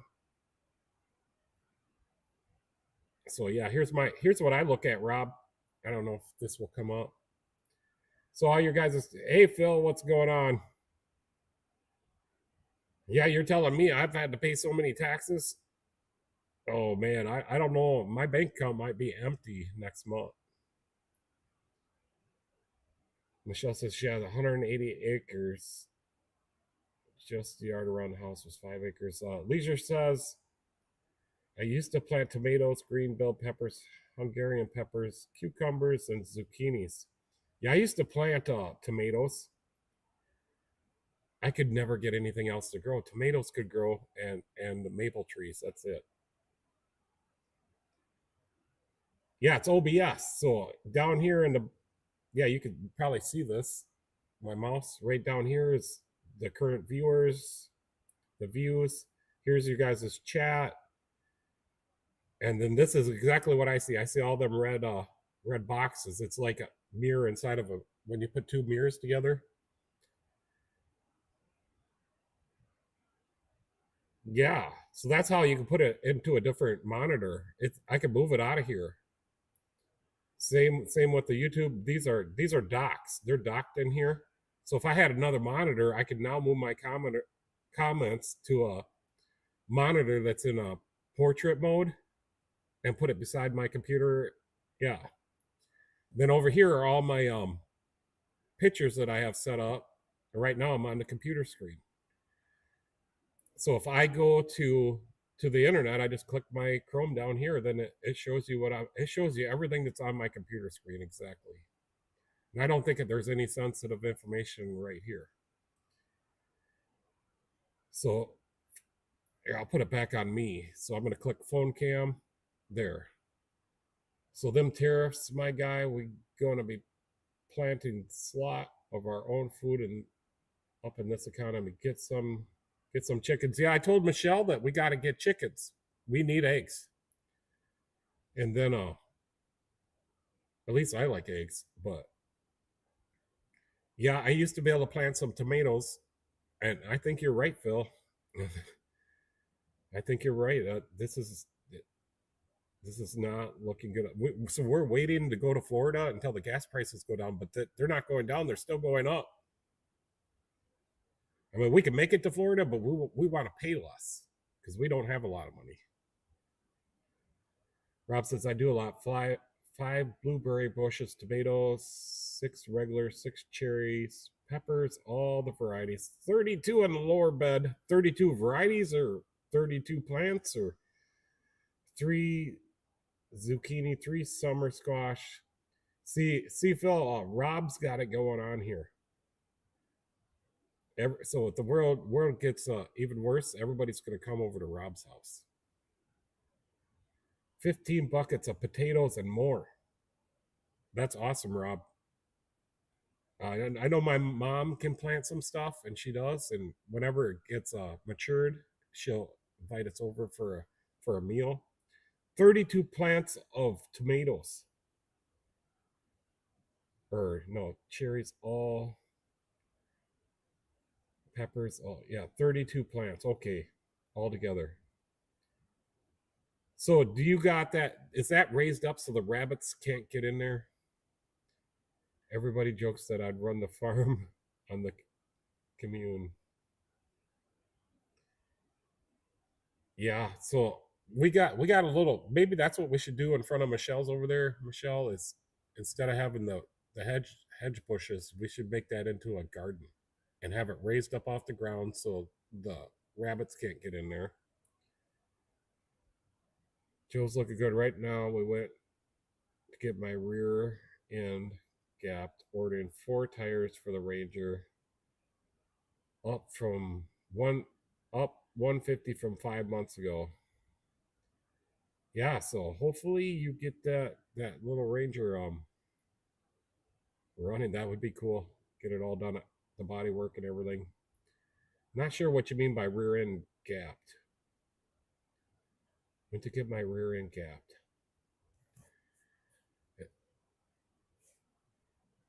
I'll start ripping it out this weekend. No, you okay? Well, I think we're pretty busy. I probably need you in here helping me. We'll get Ryder to come over.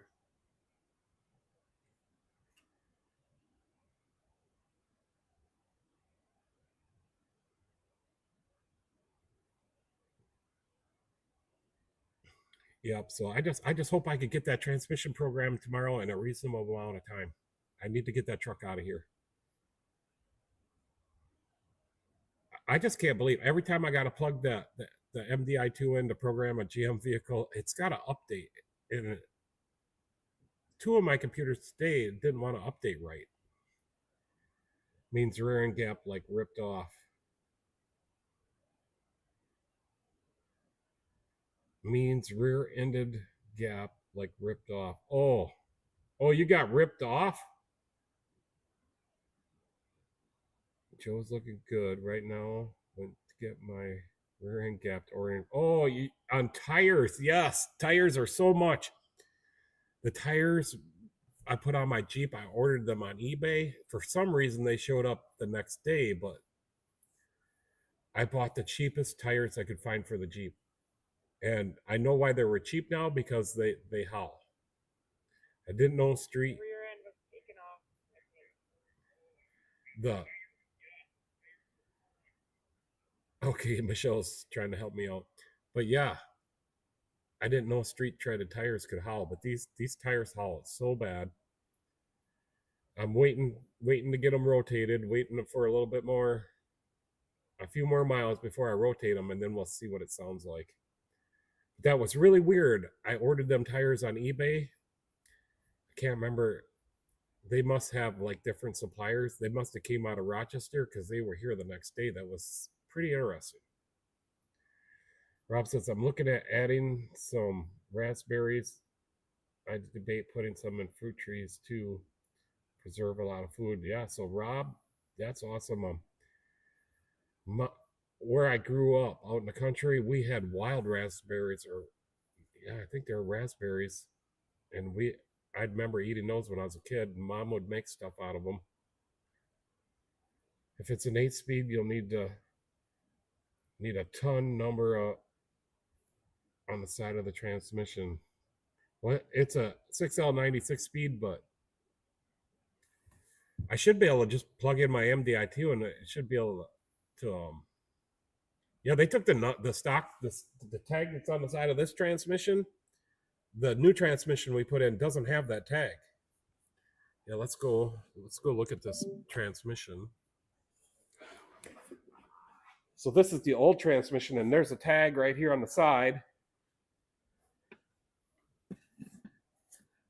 But the new transmission, the rebuilt one I put in, does not have this. So hopefully, I suppose I could just use this number. And I got my MDI2 over here, and it's finally connected.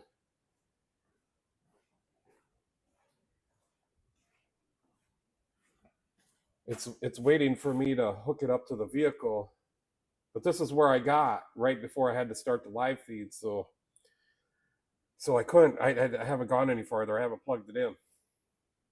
I got my VIN slot up there, so I plug it in, and then we'll figure out if it don't use your VIN slot unless you until you actually get to the programming. So I could check the calibrations on it, see if they're up to date.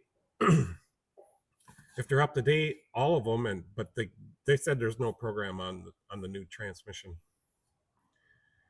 And I did run the scanner on it before I hooked the MDI2 up, and the transmissions, it says the other modules can't communicate with it, and I'm assuming that's because there's no calibration in there. So it says the transmission people said I got to program the ECM and the TCM. I laugh when I hear people driving down the road and you can hear their tires from like 2 miles away. Yeah, we get a lot of those. Once in a while, I'll get it in at somebody's truck that they brought it here for an oil change, and I'll get out on the road and I'm like, oh, this is terrible. I'm like, then I bring it back in because I'm like, we can rotate the tires and make it better, but no, they're too chopped up.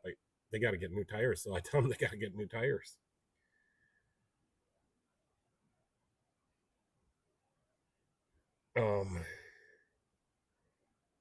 You're from the sticks if you don't get that. You gotta grow my own weed now. They're busting heads on the price of shit. I suppose there's zero people coming across the border illegally now, and Trump blows up all the boats and stuff. You could clone those. I did the last 4 weeks, 2 Durangos and Silverados. Yeah, I don't know why I haven't used my MDI2 or my TDS or SPS, whatever. I haven't logged into that for like a year now, so it had to update everything, and I was just having a heck of a time. But I think I got it working now. I just got to plug the MDI2 in there and get in there and program her up. So I've only done like I done one car here, and I done one car programmed one car when I was at the other shop I used to work at. So I'm not a pro at it. That's normal that it won't communicate until programmed. Yeah, because I think they must have put a new TCM into the transmission. Is that what's going on? They put a new one in there.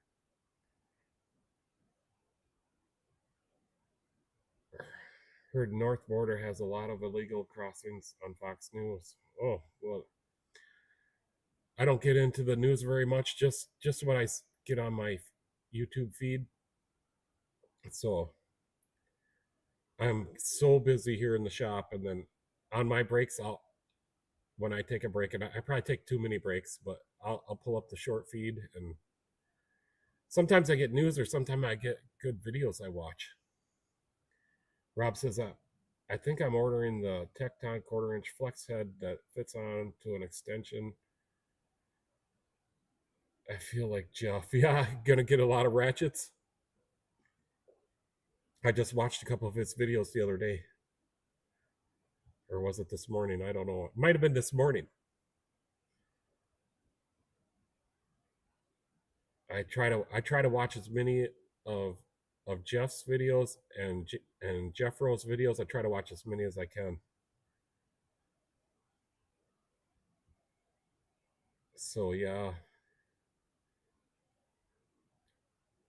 I haven't put the cherry picker away yet because I got to lift that. That transmission's too heavy for me to lift by myself. I mean, I can do it, but I don't want to hurt myself. I did lift it I lifted it a little bit out of the box and then slid the new one onto my bench, and that was too heavy. So I got the cherry picker. Well, I needed the cherry picker to get it off the tranny jack and then switch them back and forth. So I'm just going to use the cherry picker to put it back into the box in the truck after I get the fluid all drained out of it. So not sure if it will let me post a link in here. I don't know, but I tried to post a link in Jeff Rose one time and it did not work. So let me know. I don't know if I can change the setting on that. Or I don't know. There probably is a setting for it, but I don't know if I would be able to do it tonight or figure it out. I wouldn't be able to figure it out. You could try it, Rob. I had a 2013 Jetta kick my butt for Cadillac converter replacement. Northern car, broken studs in the head and the flanges. 2013 Jetta. Yeah, I've never done a Cadillac converter or exhaust manifold on a Volkswagen. I done some struts and some other stuff I did on a Beetle. How's the Dorman frame caps holding up on your F-150? Your video popped up. I'm looking for. No, I may. Oh yeah. So I did. Yeah, it's held up. I do have to do some more. I only did the one side on my truck. I forgot I bought some Dorman pieces. But yeah, I still have some of them pieces back here that I have saved for other trucks that I can't do frame repairs anymore. But I do have to do the driver's side of my pickup. But yeah, here's a piece of that still left over right here. Then I got all these pieces here, just little pieces here. But then the guy at the welding shop, he makes me pieces. So right here, the guy, and this is one of them he made for me. He just bent a piece of metal. Ooh. And I thought I had more. He can bend it in a U channel just like that Dorman stuff. But I'm not doing frame repairs anymore. But I do have to do my pickup.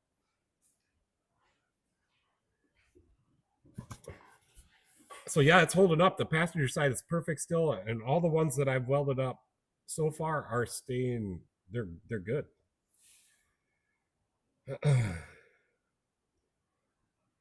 I wouldn't right now. It's the folks you can trust, but probably not a good long term.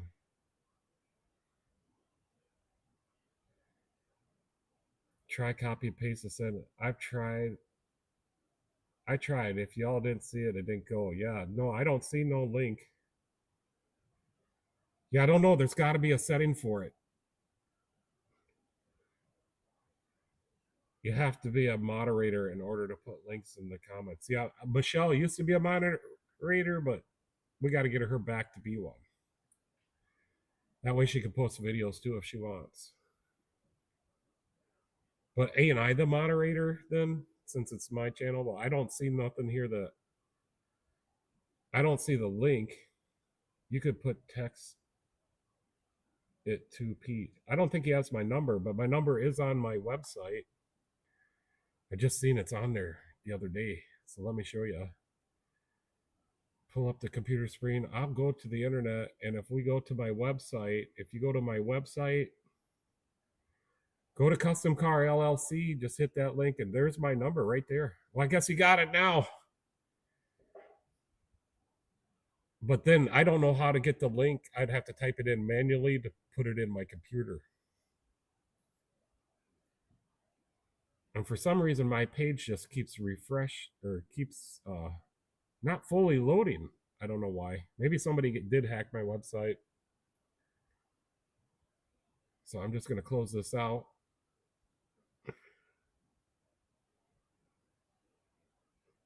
Now I need to press this button. 1/4 inch drive times 3 inch flex head quick release stubby ratchet with a handle tang. Yeah, I wish I had access or didn't have to mail order or order online Tecton. Yes, I told him to text it too. I don't care. I came from listening to Light by Fire from the Doors. They had some good music. Oh. Yeah, Michelle probably knows more about the music stuff than I do. I don't listen to music. During the day there's no sound in here, so once in a while I got a playlist on my SD card on my radio right up there. It's a Pile PDA 6BU. And I got lots of speakers. I can turn it up really loud, like they can hear me a couple blocks away if I'm in a good mood. So I'm going to put you guys up on. Oh, yeah. So I don't know.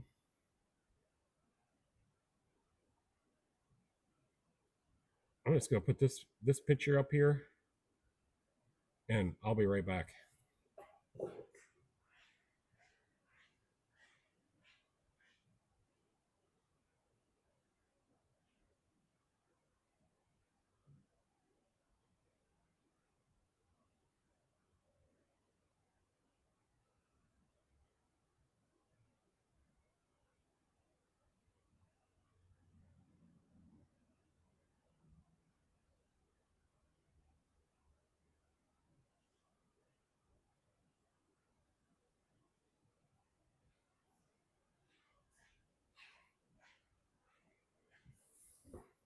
So yeah, that's the first engine I built for the race car, the modified race car. That's a 358 roller, runs on methanol, and it's never been run right yet. And that's not the correct fuel pump. I did run them headers for some time, or for at least a year. In this car, no, this not this car. Well, yeah, this car, but earlier version of this car.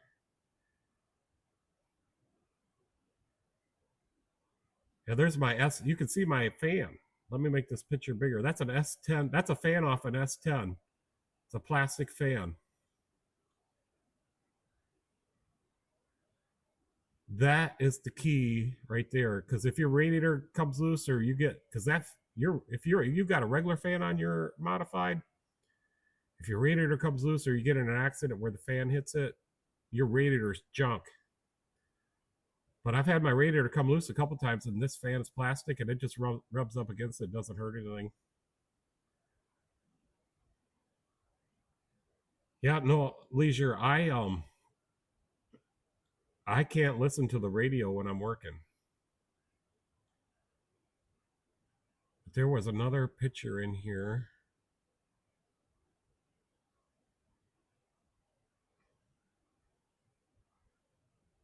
Yeah, if I do play a song, it's on repeat. So yeah, if I do play a song, it's on repeat a lot. And I don't think we can play music when we're on wide format videos. Short videos you can play songs and put them on there. And Michelle says she has Alexa. I should bring her inside the shop. Oh, then Alexa will be listening to me when I was at the dealer. Leisure said they ran electric fans. Yep, I don't. So we don't run an alternator or nothing, and I need that power to run at this. I guess all my race engines use an HEI, so it doesn't use very much power.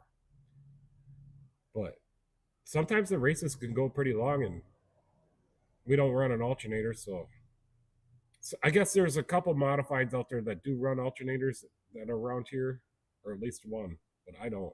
No alternator. So the batteries used to run the distributor and the starter. My gauges in the modified, I don't know if I have a picture, but my gauges are glow in the dark. So enough light gets in there reflected onto my gauges, and you can see them perfectly at night.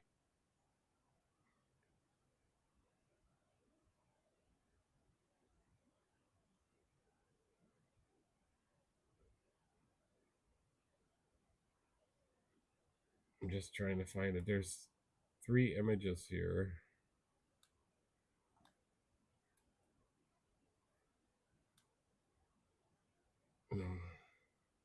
I can't find the picture I'm trying to find.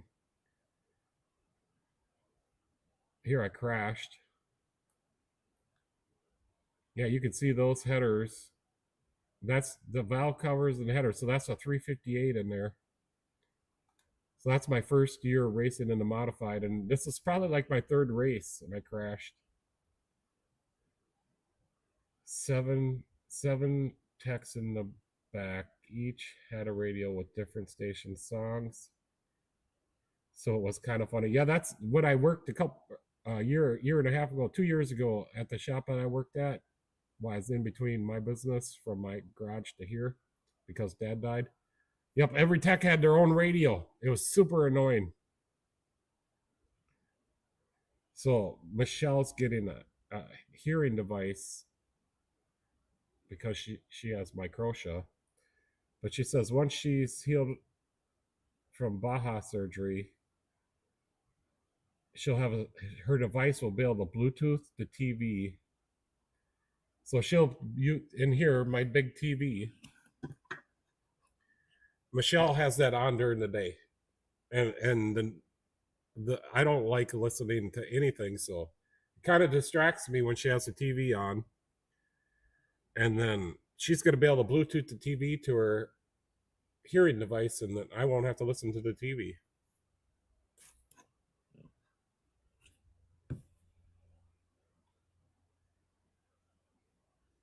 Cochlear osis. Yep, she's going to be biotic. Yeah, whatever. Is there any other images here? Because I had a picture of my gauges. No.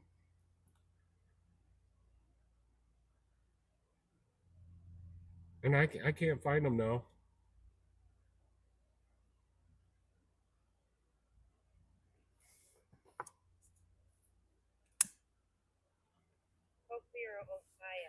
Osias. Okay. Well, you should just come out here so I do it right.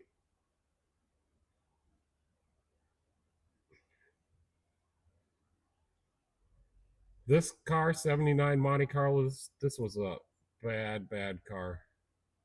I won in this car. I don't have a picture of it, I don't think. This car, I'd never liked this car, I never won. This car I kinda liked that. I won. And I'm just trying to find the picture of the gauges. I know they're in here.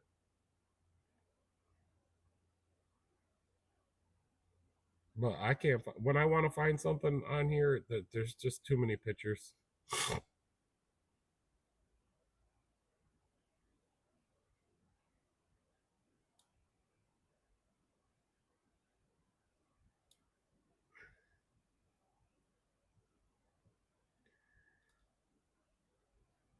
Here's Michelle in the modified. This was just last year. Sometimes I don't mind being able to hear as good as I did when I was younger, or maybe it's selective hearing more like it. Yeah, that's me. Michelle testified to that. She says I never listened to her. Taking the kiddos for a walk this morning. Looks like one of the neighbors got an old Chevy Nova. It's on a trailer. Serious project car. I used to have a couple Novas. I love Novas. Or I used to.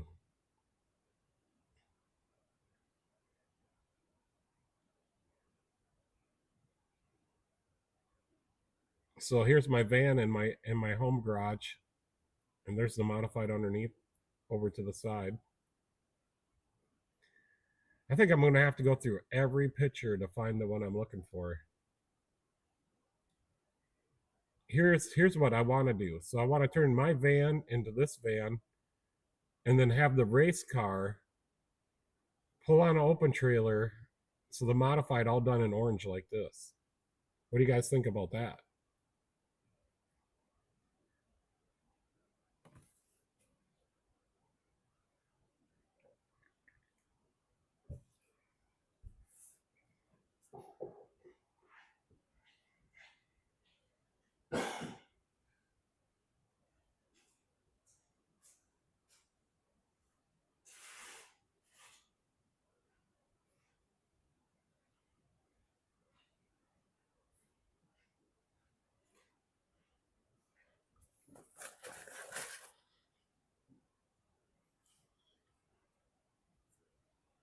Yeah, I do skim read.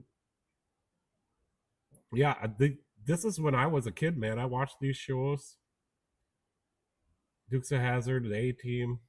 What other ones did I watch?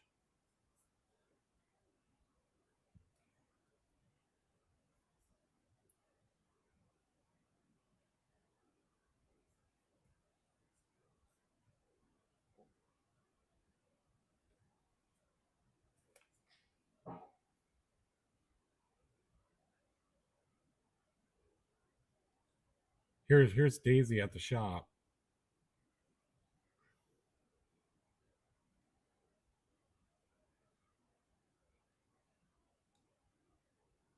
Yeah, I don't know why my pictures are the wrong aspect ratio to fit correctly on the screen. No, I never watched Wonder Woman. Airwolf. It was Airwolf, Dukes of Hazzard, the A Team, and Little House on the Prairie. Those are the shows I watched when I was a kid. Here's Daisy on my lap in the motorhome. This is just last year, and she's bigger now. This is this year. She's bigger. And just last night, she tried to sit on my lap, and she's too big to get up there. No, I never watched Wonder Woman or He Man. I never watched cartoons when I was a kid. I hated cartoons.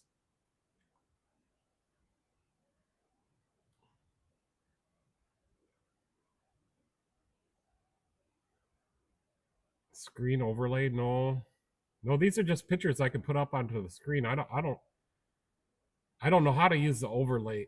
I don't know how to do that. I think James Jeffro knows how to do it. And then if I want to add a picture, the screen goes blank. Like I want to put a picture on there right now that I haven't got in here, but then you guys will have a blank screen. So we'll just save it for next time. No, I don't watch cartoons. I hate cartoons. I hate comedy. Uh, Michelle will pull up some comedy on her phone and she'll think it's so funny, and I like, there's no humor in that. She'll watch Jimmy Fallon. Yeah, the dog, our dog Daisy is a Cane Corso. She's just a little over 3 years old, and her birthday is on St. Patrick's Day. Phil says you can tell your kids are either grown or you don't have any. Yeah, I don't have any. Daisy's your baby now, so yeah, I spoil her.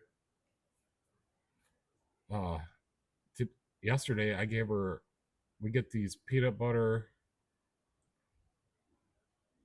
I can't. They're like a peanut butter Rice Krispie bar with chocolate on the top, and I gave her just a little piece. And if Michelle would have seen that, oh my gosh, yeah, I can't stand Jimmy Fallon, and he's not funny to me. And yeah, Michelle has 4 kids, so I get the I wouldn't say take care of her kids, but if they come here to the shop and need something, I take care of them that way. I'm just glad, or when David comes back, I'm sure he's going to want to use the shop every day again. I'm so busted. I don't know what it said. Oh yeah, with the dog. A little bit of chocolate ain't gonna hurt her. All right, so I'm putting it back on me. So here's what I wanted to show Rob because he said Nova. Oh, I just found this one today, so this one's going in my collection, and I can't remember what a manta is. Leisure, help me out here. Yeah, I know you're not supposed to give chocolate to dogs, but it was just very little, and I even ate some of that chocolate off there, so it wasn't so much. But Rob, maybe I can't tip the phone down. Maybe I can go like that's as down as it can go. But I'm just pulling out some of my emblems, and I found the Manta one. Leisure, do you know what that is? Opal. It's an opal? I never worked on an opal, so I must have found that. Here's a Ram. This one is for my Skyhawk. Suzuki, a couple Scottsdales, but here's a Nova one, Rob.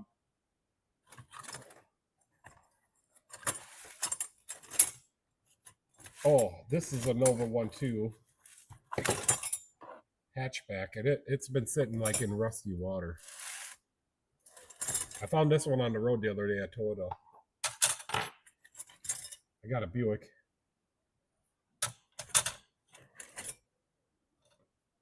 LE fuel injection, that's for a Grand Am. This is for an International 1961 pickup, and that's the one that I showed you in the picture. Yeah, let me put that picture up. I can put me. Let me put that picture up, and then I'll put the me in there. Oh boy. Yeah, right here. I'm gonna add me in here.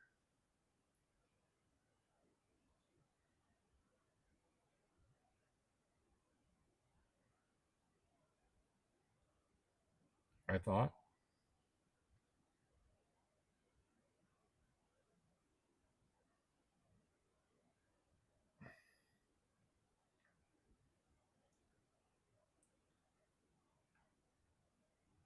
Okay. Not sure why it's not working. I'm gonna delete that. I'm gonna try one more time. I could do this the other day, but oh, right here. Here's the problem. Got to add existing. Now I'm gonna make me smaller. There you go. I'll put me down here. So this emblem came off this old pickup right here. It's probably on there right now in that picture. And this is me in the competition shirt.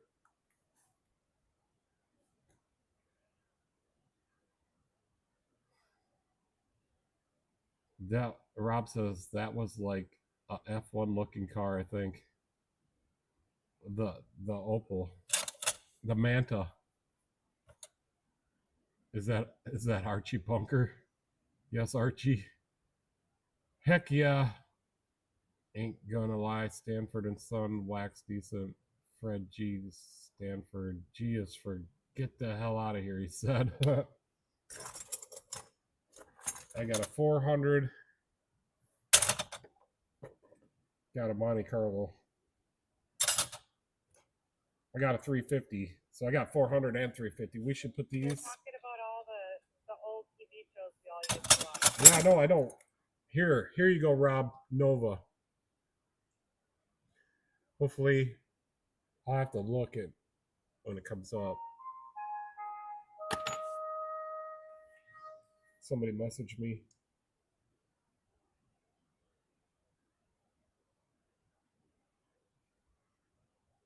Yep, they're gonna bring their car early, so I'm just gonna say sounds good.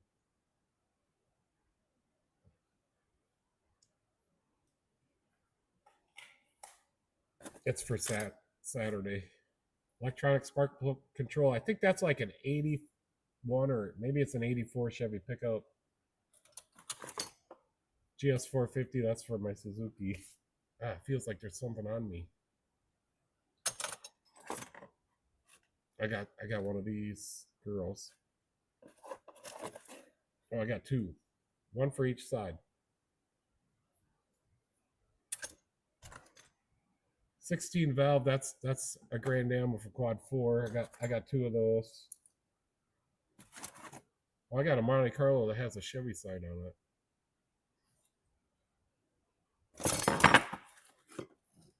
That's all that's left in the box. I bet you this is for the Buick. Where'd that Buick?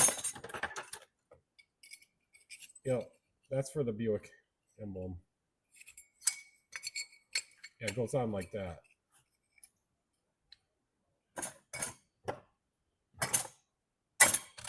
So eventually, I want to put all these. I started putting some back here. Let's go look. And this bench is going. It's not always going to be here, but I got a Chevrolet and a Chevrolet on there right now. And this is where I hang my timing chains to see if they're stretched. So I just want to put them all across here, all of those. But this bench is eventually going to get changed into so that where that bench is, when I get enough money, we're going to do this setup all the way across back there. This red setup, we're going to, and then we'll integrate my toolbox, my old Craftsman toolbox. We'll integrate that into that setup. So I got that Craftsman toolbox up there, and I got that one there. So we're going to integrate all that in this whole back wall. We'll get rid of everything back here. Everything's going to be in them cabinets. And even the prototype lab, that'll all be integrated into that bench system. And this is a mess back here. Not sure. Look at all the. Oh, I can't lose these screws right here. But look at all the stuff I've taken apart. All the computer screws. All the standoffs. There's a lot of computers I've salvaged all the parts out of.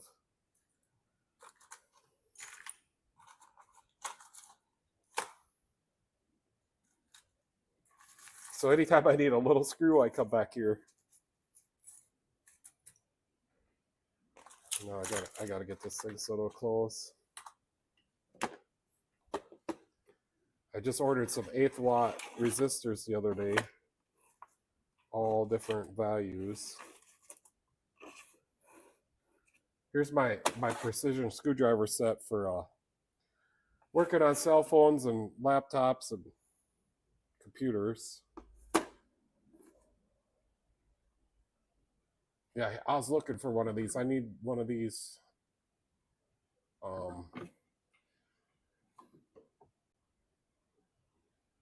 Not the right one though. A bunch of prototype boards I've done over the years up here. Yeah, right here. And then my power supply, then everything turns on if I turn this on, the light.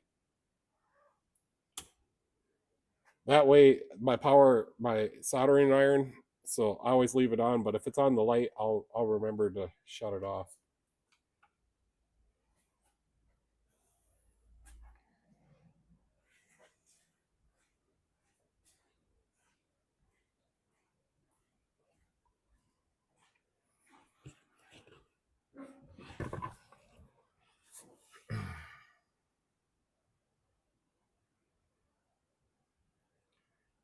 Okay.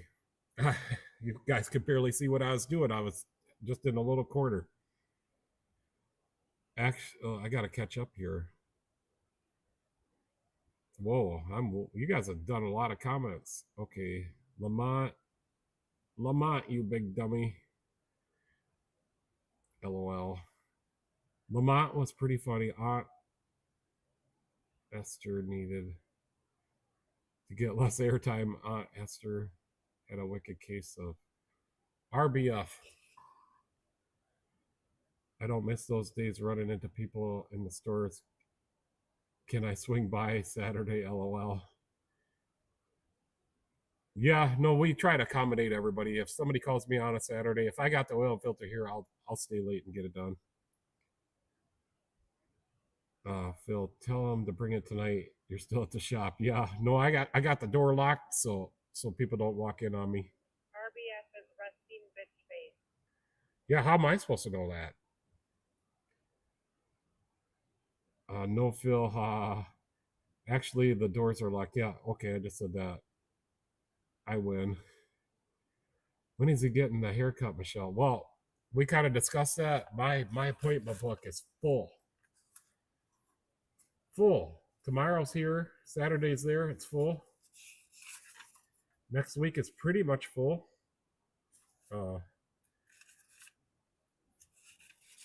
Next month, full. The week after that, maybe on Tuesday, if we call the beauty, it's House of Hair. If we call House of Hair, and she's got an opening on Tuesday, I could go on Tuesday.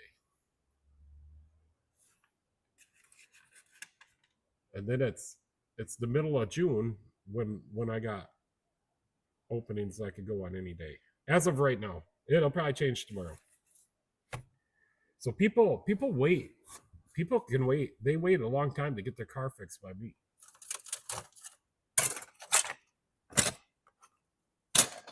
I will get a couple cancellations here and there because somebody can't wait that long. They thought they could, but they couldn't.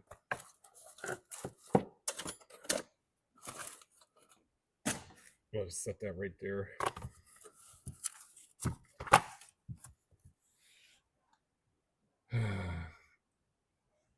Call them. Oh, yeah, I got to catch up on the comments. Soon, very soon. Prototype Lab had me thinking of Heisenberg. So I got Prototype Lab because Bell Labs made the transistor, so I just thought that was cool, so I just called it a lab. And I do a lot of prototyping, so I make a lot of stuff.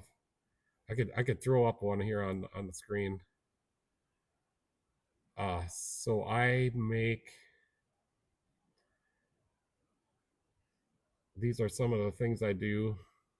Charge controllers. This is all charge controllers here. This is some kind of Adreno. This is a magnet controller one here. And then this is a charge controller here.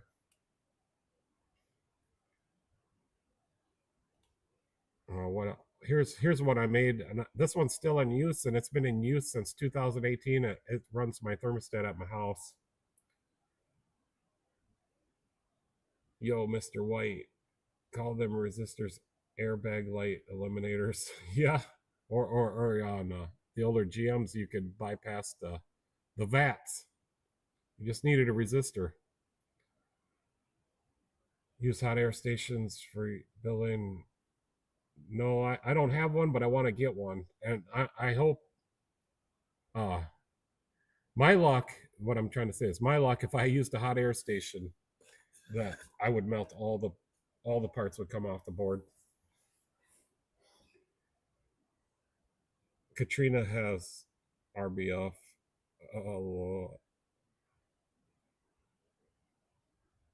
We had a computer system at work, but the big old calendar was fast way to check. Yeah, I do too. I got software that I could do it, and it'll notify me and send it to my phones, and it'll pre-notify my customers. We haven't fully integrated that yet because I'm still old fashioned. I just use this book. I'm backed up 2 weeks on jobs. That's awesome, Phil. It's nice to be busy. I'm telling you. Yeah, no, we got Ari. I don't know if anybody knows what Ari is. I think I could show you that. So I think I could show you my Ari. Let me put up the let me get it pre-set up. Make sure that I can show you Ari.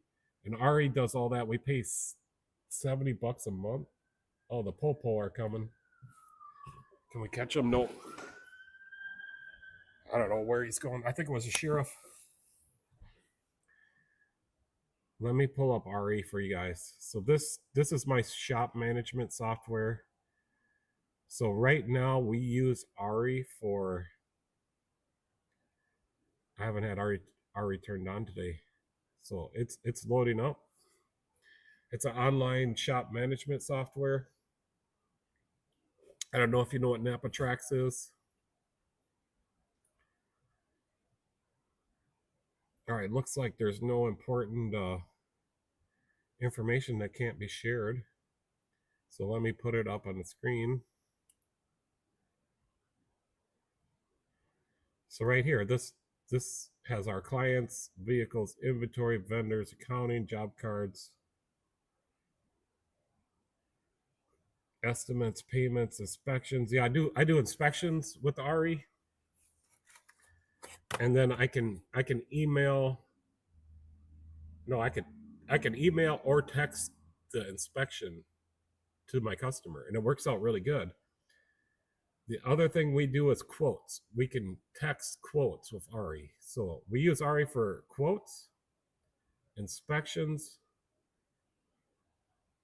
It's got some labor guides, and it can be integrated with Mitchell.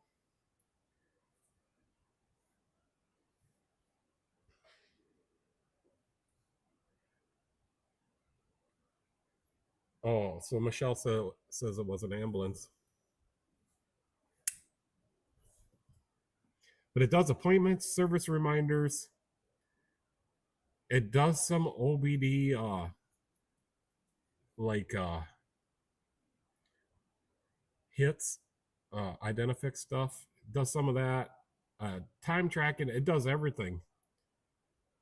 I don't want to open any of these because just in case something would pop up that. But we do not do none of our invoicing on this. We do not keep track of any of our inventory on this. I plan on implementing this later on. So basically, right now, it's a good value for me. I think it's like 69 or 70 bucks. I can't remember a month. And we send a lot of quotes out with this. And then inspections are a big thing. I can put pictures into the inspections. I can change what I'm inspecting. Like if it doesn't have something, I can add that in there.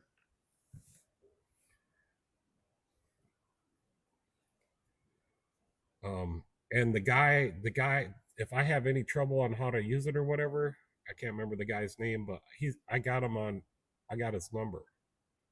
Like if I find a bug in this thing, I can tell them, and usually they fix it. There is I can program software. I can make my own Windows software and Android apps. But I'm going to make a Windows one on my own shop management software. So I haven't had the time to do it. It takes a long time to code up some good software, at least for me. I don't know if Rob could do it faster. Katrina gives me telephone reminders. Yeah, so all my invoicing and all my parts, all that stuff I do with Express accounts. And I got to pay $65 for that for a lifetime license, but Express accounts does a really good job, and I can email my invoices in Express accounts. So I just can't send you an invoice on your text.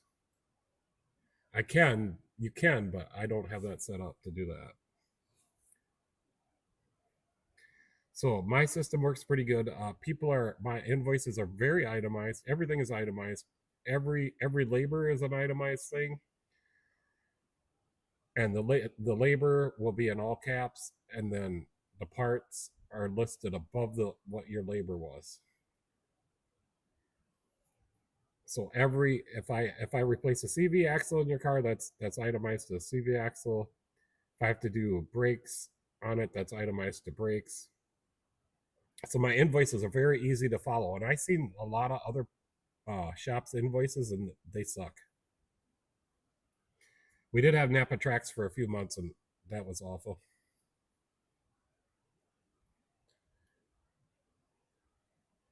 But yeah, so we need to implement more of our appointments into this RE so it can send them a reminder like, hey, your appointment's at 8 o'clock on Tuesday. So this can do that.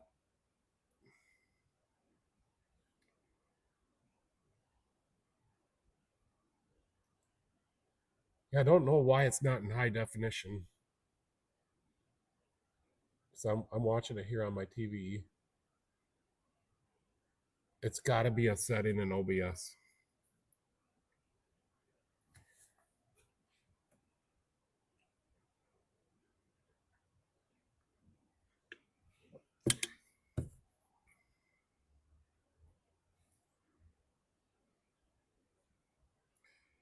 Yep, and we dropped our auto care too.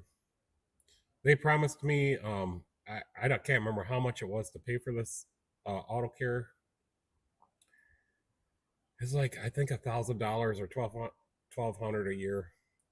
But they promised me that I would get AAA tow-ins and customers coming in from the Napa stores and stuff like that. They would recommend my shop. None of that ever happened. So auto care, I was paying for auto care just to have the reps come here, I guess. But we dropped that, and now the reps don't come, and we don't get any free like trinket stuff anymore. And I miss the reps. They're two nice guys two or three nice guys that stopped in here every month or so. But I've been a customer for Napa for, I'm just gonna guess, 30 years. 25 to 30 years for sure. I'm thinking, let me just think. It's nearly 30 years I've been buying parts from Napa, the same store. It's gone through a couple different ownerships, and I got one of the biggest discounts of any shop, because the shop I worked for a year and a half ago, 2 years ago, I didn't tell the guy this, but I know what they were paying for the parts because we had tracks, and I know how to use tracks. But my discount was considerably more than what that shop was getting. And so far, this having a starting here with the oil changes. Sometimes we were doing oil changes 3 times a week, but we shortened that up to just Saturdays. And if Saturdays get booked out full, I'm going to start on Fridays. But I've ran Napa out of 020, 5W20, and I've ran them out of transmission fluid a couple of times. One of our customers, he has what is it? One of the volume discount stores. Can't remember which one it is. I know which one it is. But anyways, he ended up picking us up a couple $100 of oil the other day because it was on sale for like $2.47 a quart, a full synthetic.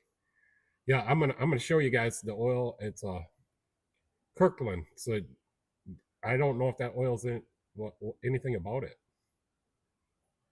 but we bought some. So Napa oil is made by Valvoline, Ashland maybe. So I'm gonna put back on my screen phone cam. Here we go. So let's go look at this Kirkland oil that my customer got me at a discount. Yeah, Kirkland oil. So I got some 520, some 020. There's more 520. There's 530. And there's some more that I've taken out of the. So I don't know anything about this oil.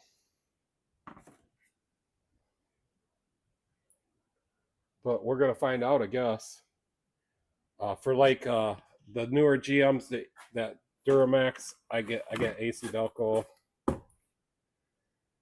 And we gotta buy some more for the gassers. I don't have any, but the newer GMs will put this stuff in.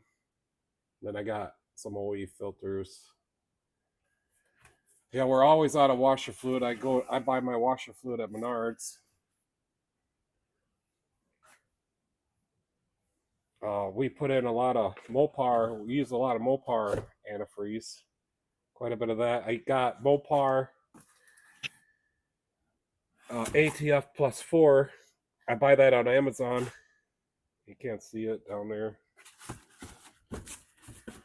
But I'm almost out of that, so I got to get more ATF plus 4.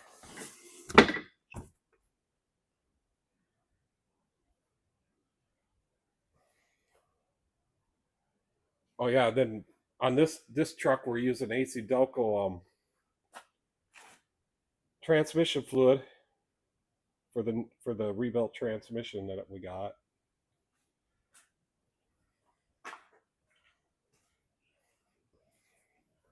Yeah, here's the other hub. I got a bunch of AC Delco spark plug wires up there.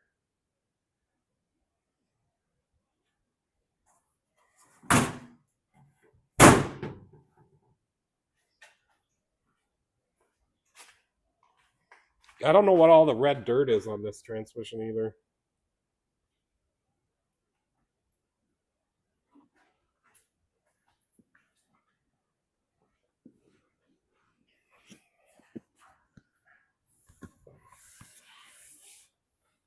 So yeah, I think I need to fix my streaming settings.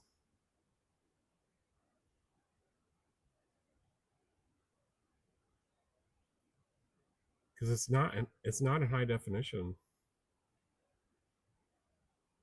I almost opened a bottle of tequila at 9 a.m. because I was so upset with tracks. Yeah, at she's talking 9 a.m. in the morning.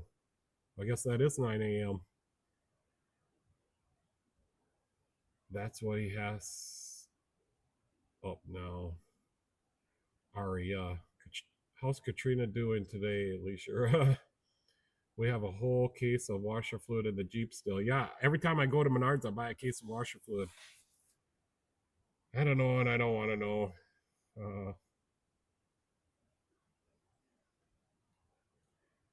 Yeah, I'm not sure. I got good internet, but not sure it's in high definition for you guys.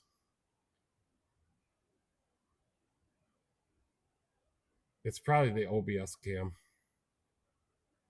No, it's not the OBS cam, or the Droid cam. It's got to be the OBS Studio because it didn't look like Ari was in high definition when I had that up on the screen.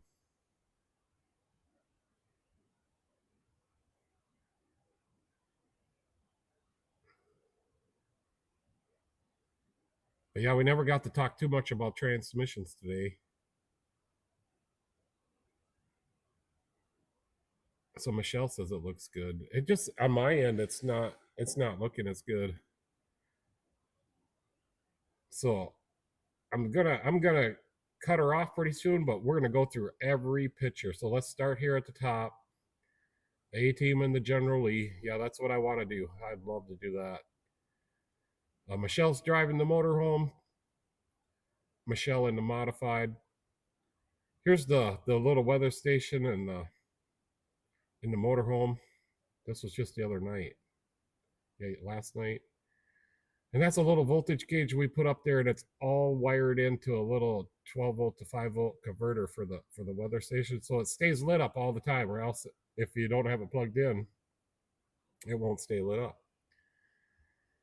The charge controller for the motorhome, Daisy at the shop, Daisy and Pete.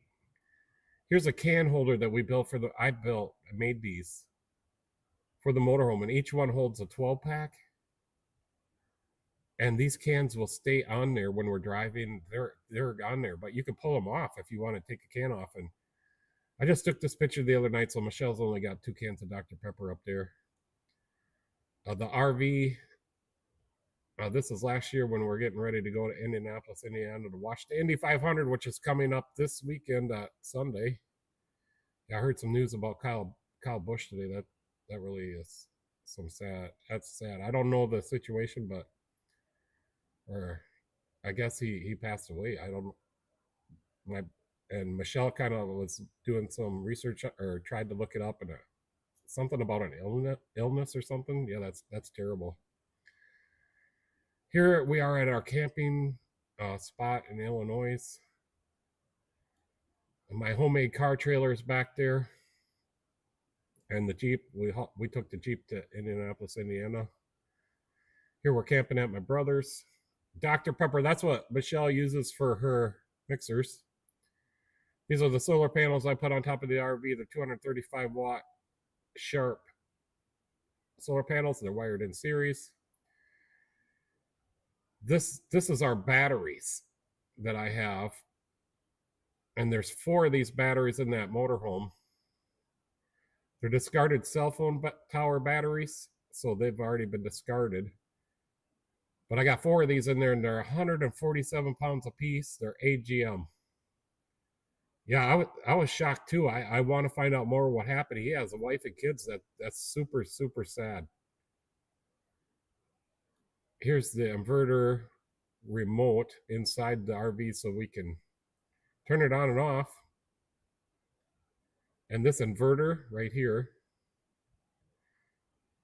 has an automatic transfer switch. So when you plug this into shore power, it puts the RV onto shore power.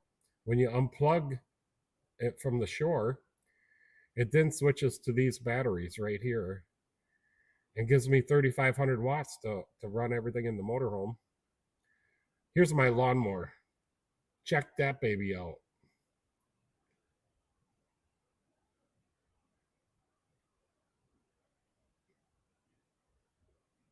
So maybe we'll drive that in the parade this year. Here's my Corvette. I sold this car. That's the other thing. I hacked this car, the ECM, and I made my own memcals, and I could tune this. And I ran 2 tunes, which I could switch on the fly, which was so good.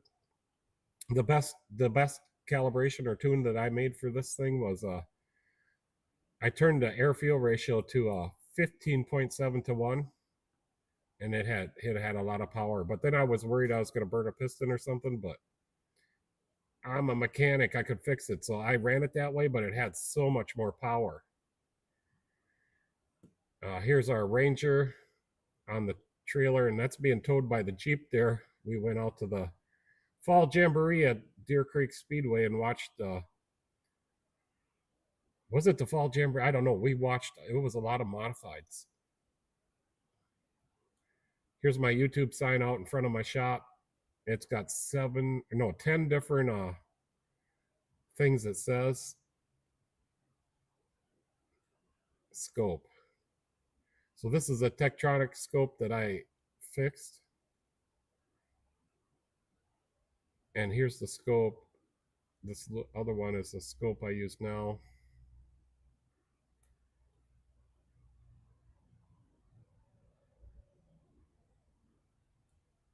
Here's Michelle's Jeep. Here's a picture of the starting units that I used to build.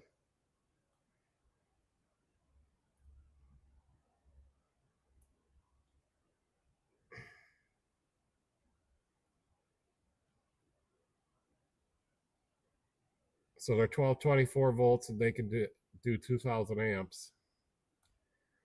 221 SIs, alternators, 12 volts.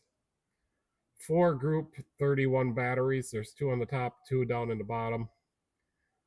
4 like semi-solenoid starter solenoids that have been converted over. They're actually locomotive ones. And they've been converted over to be continuous duty. Here's the head that I resurfaced in my garage. It's off at 3400. Resurfaced it myself because the machine shop was closed and they couldn't get me in for 2 weeks. So made something to resurface that cylinder head. Maybe I could there we go. We'll put it on this way. But I thought it turned out pretty good, and I got a mechanics straight edge, and it was completely flat. So my circuit boards, my thermostat. This was probably the last year that I raced the mod.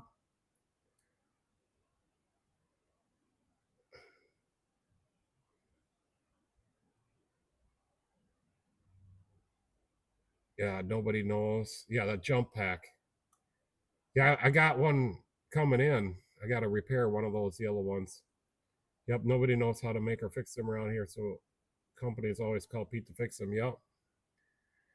Well, the van and the race car in the garage.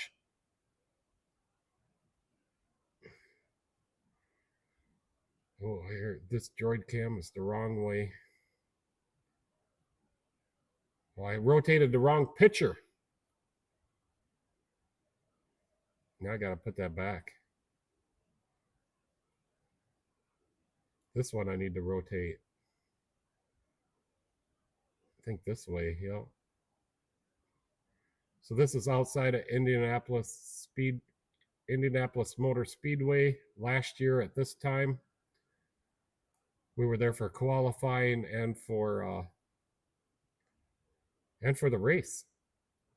And we parked the RV right. I'm standing right in front of the RV. We parked right in front of the front gate.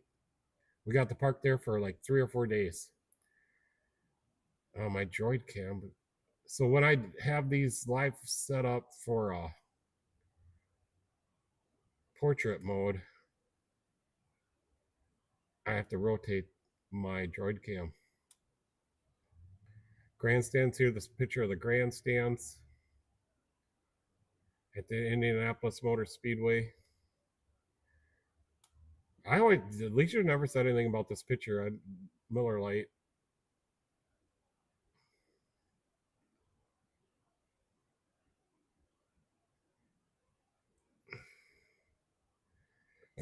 Yeah, I've been daily driving the 79 Chevy van.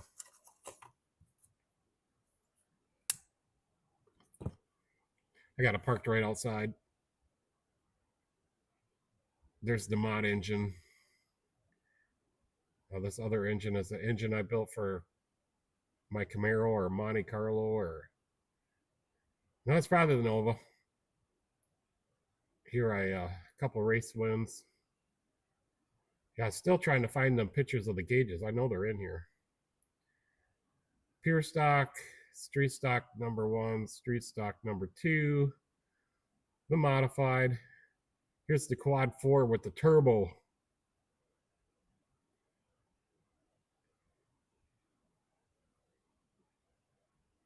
Whoops, I wanted to grab this other picture. Move it out of the way.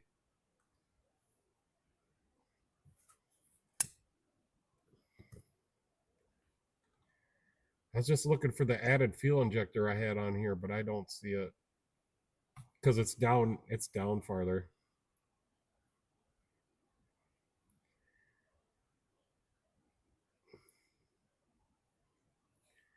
No, the van is safe. It's got brand new tires. It doesn't leak any oil or transmission fluid.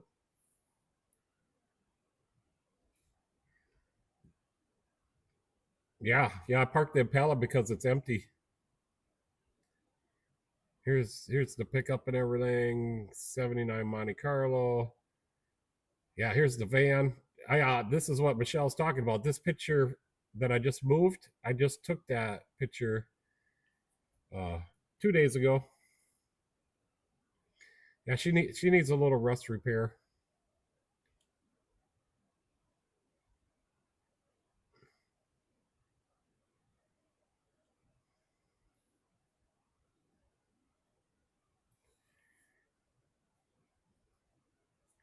I used to pull my race car with this van.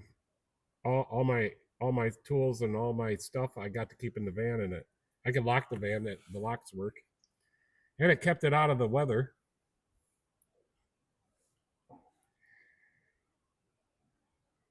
Here's that big truck I had on my hoist. You can see it better. You can see it better now. Oops. It's all the way to the front. I had to take off the little stops because I'm so far in front to get the back tires. They're all the way on the back.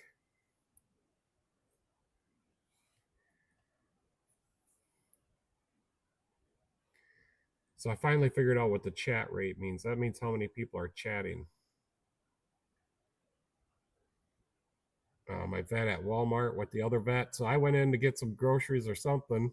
I parked way out on the end. Then I come out to get into my car and leave. And I see this vet parked right beside me with underglow lights. And there's nobody in there. So he went inside. He left his lights on. I thought that was super cool. Parked right beside me.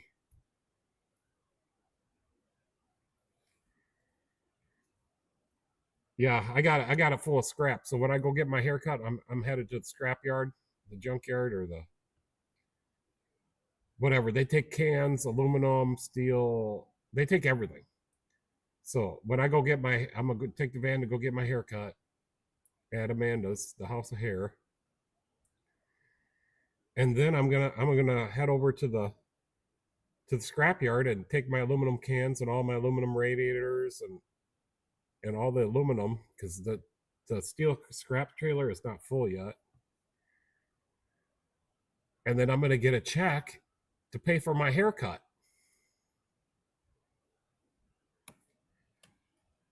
Daisy likes riding in anything that she can move around in. That's why she likes the motorhome so much.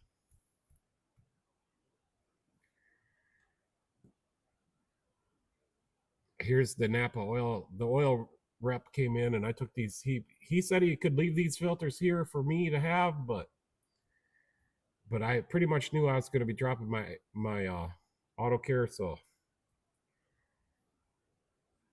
it's not a big deal. I can cut some filters, but you can see that these filters were specially cut because the paint line where they cut it has been powder coated. I don't understand how the Pro Select filter, the cheaper filter, has a denser filter medium than the gold filter. So that's why this filter, the Pro Select filter, only lasts 5,000 miles because it could probably plug up. And then the gold filter lets more particles, a higher rate of particles concentration go through it. That's why it can last longer, which I always have good luck with the Pro Select filters. I've always used them. Nothing was worse than Captain Corson 77 Dodge van. I would really like to make my van at 4-wheel drive, but it's kind of hard to do on that style van. You can get a Ford van. I can get a Ford Van Leisure and make that 4-wheel drive. Here's my modified when I crashed. I crashed her. Well, I don't know if I crashed or if somebody crashed into me. I can't remember. That was my first year. I don't remember.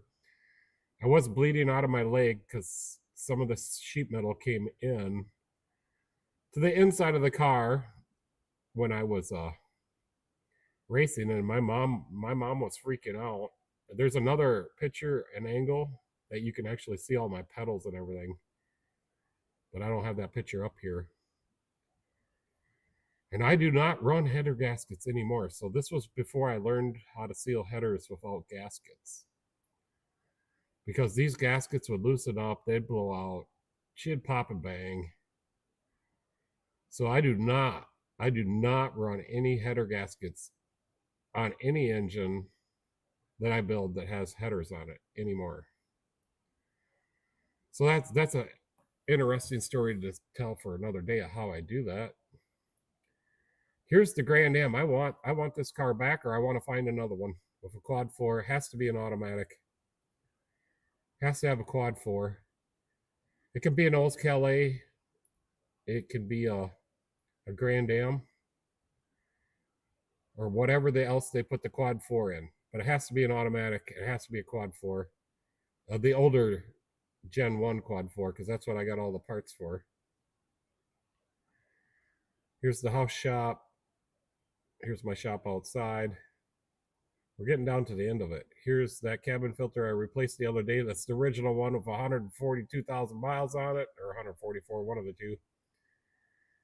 I was going to talk about transmissions today, but we just kind of didn't. Yeah, I don't know what Fisher body style it was. I did know at the time. I have forgotten. Benny didn't come on, so we didn't drink his root beer. But here, let me make this picture bigger. So this root beer is made in Spring Grove, Minnesota. And Benny came over in his hot rod the other day because we were talking about root beer on one of the live feeds. And he brought me and Michelle a bottle of root beer from Spring Grove because he said this is the best root beer.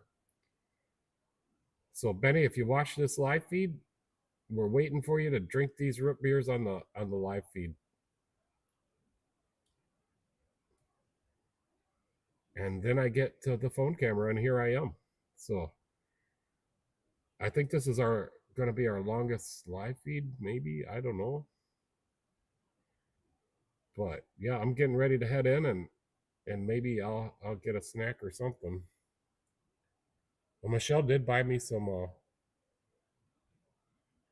nutty bars, or what are they called? Here, I'll pull one out. Because she stocked me up.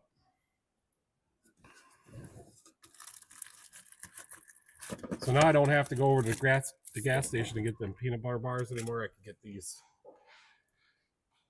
They're I'll have to go get the package.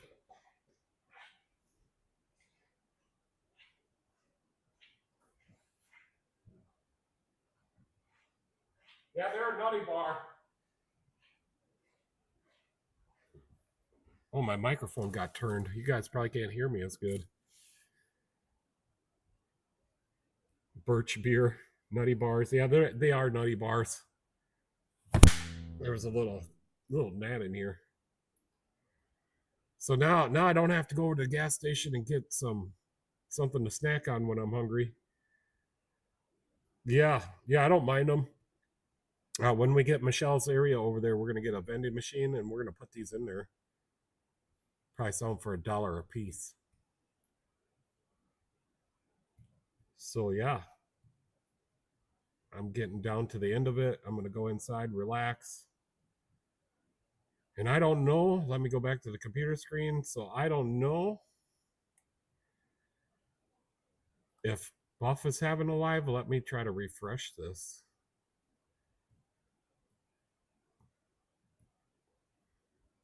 Yep, so Buff's having a live. I'll probably go into his live and see what's going on. I did go into that Mexican Specs live. You should check that out, Leisure. He just shows pictures of cars and talks about them. And he's in Veracruz, Mexico, which is really southern Mexico. Yeah, I kind of thought that Mexican Spec might come to my live feed tonight, but he didn't. So neither did Buff or Jeffro. I got Jeffro up here too. I was gonna give him a shout out, which I'm doing right now, because I like going on his live feeds on Sunday night at it's 6:30 my time in Central.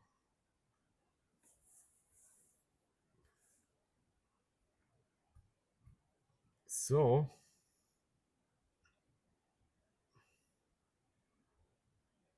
yeah, see, it's not in high definition on my computer anyways.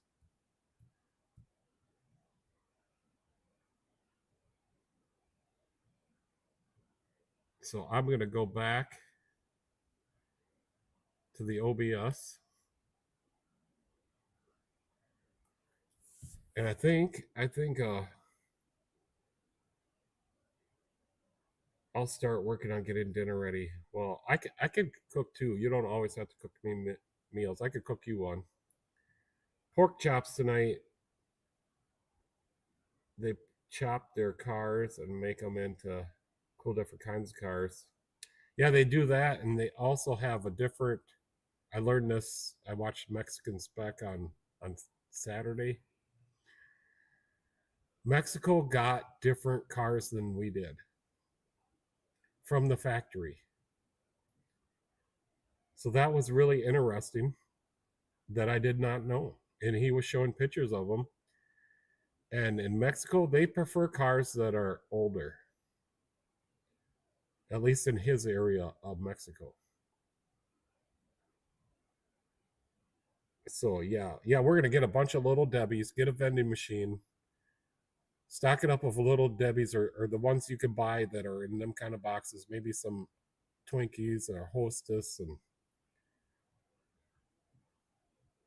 yeah, we're gonna stock that up with all kinds of stuff like that. We're gonna get a pop machine, maybe a ice bigger ice machine, and we'll have ice here for the summer months and sell it. And coffee, probably free coffee.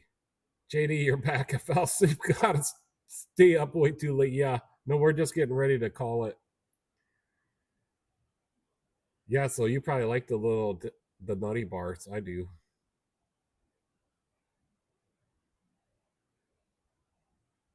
I'm sure there's peanut butter in there. That's got to be some kind of like, isn't it a peanut butter?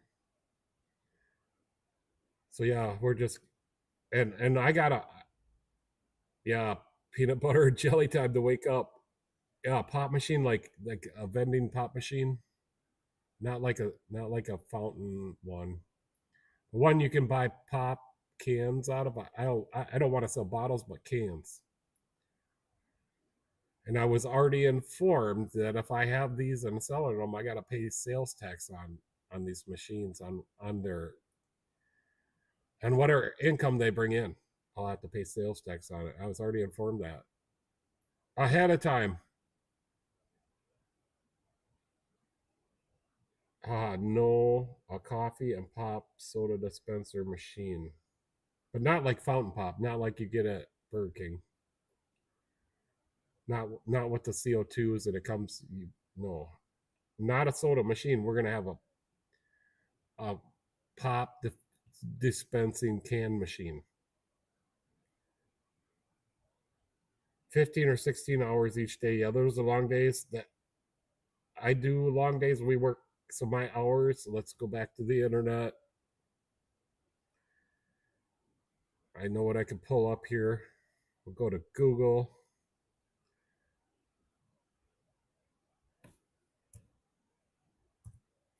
I'm going to pull myself up here. And let's go look at my hours. 8 to 8. Saturday, 9 to noon, which we end up working till 9 o'clock at night.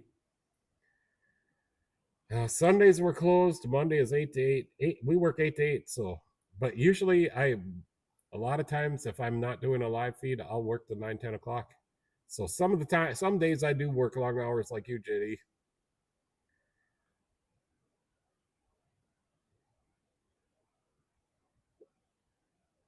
So yeah, we're just getting ready to call her a night. Beer machine and cigarette machine. Yeah, I don't think you got to have a license to do that, and I don't think you can sell beer in a machine. because a minor might buy it. I suppose you could if you had security slush puppy machine that dispenses margaritas. Yeah, Michelle would love that. I think she has some other kind of Jägermeister machine. So I'm gonna thank all you guys for coming, and hopefully my live feeds get better. But I guess probably now that I got this OBS, I'll start getting some better pictures. And tonight I was really rushing because I was really hoping to get the Chevy programmed, and I didn't get it programmed. So I'm gonna thank everybody for coming. I had a good time, and we stayed on a little bit extra longer than normal. JD says I would want a beer if I was underground all day. So yeah, thanks for coming. Glad you guys came. I'm really glad you came. I like talking to you guys. So cutting her off for tonight, so it'll be next Tuesday on the short feed portrait style. So shutting her off. Thanks, guys.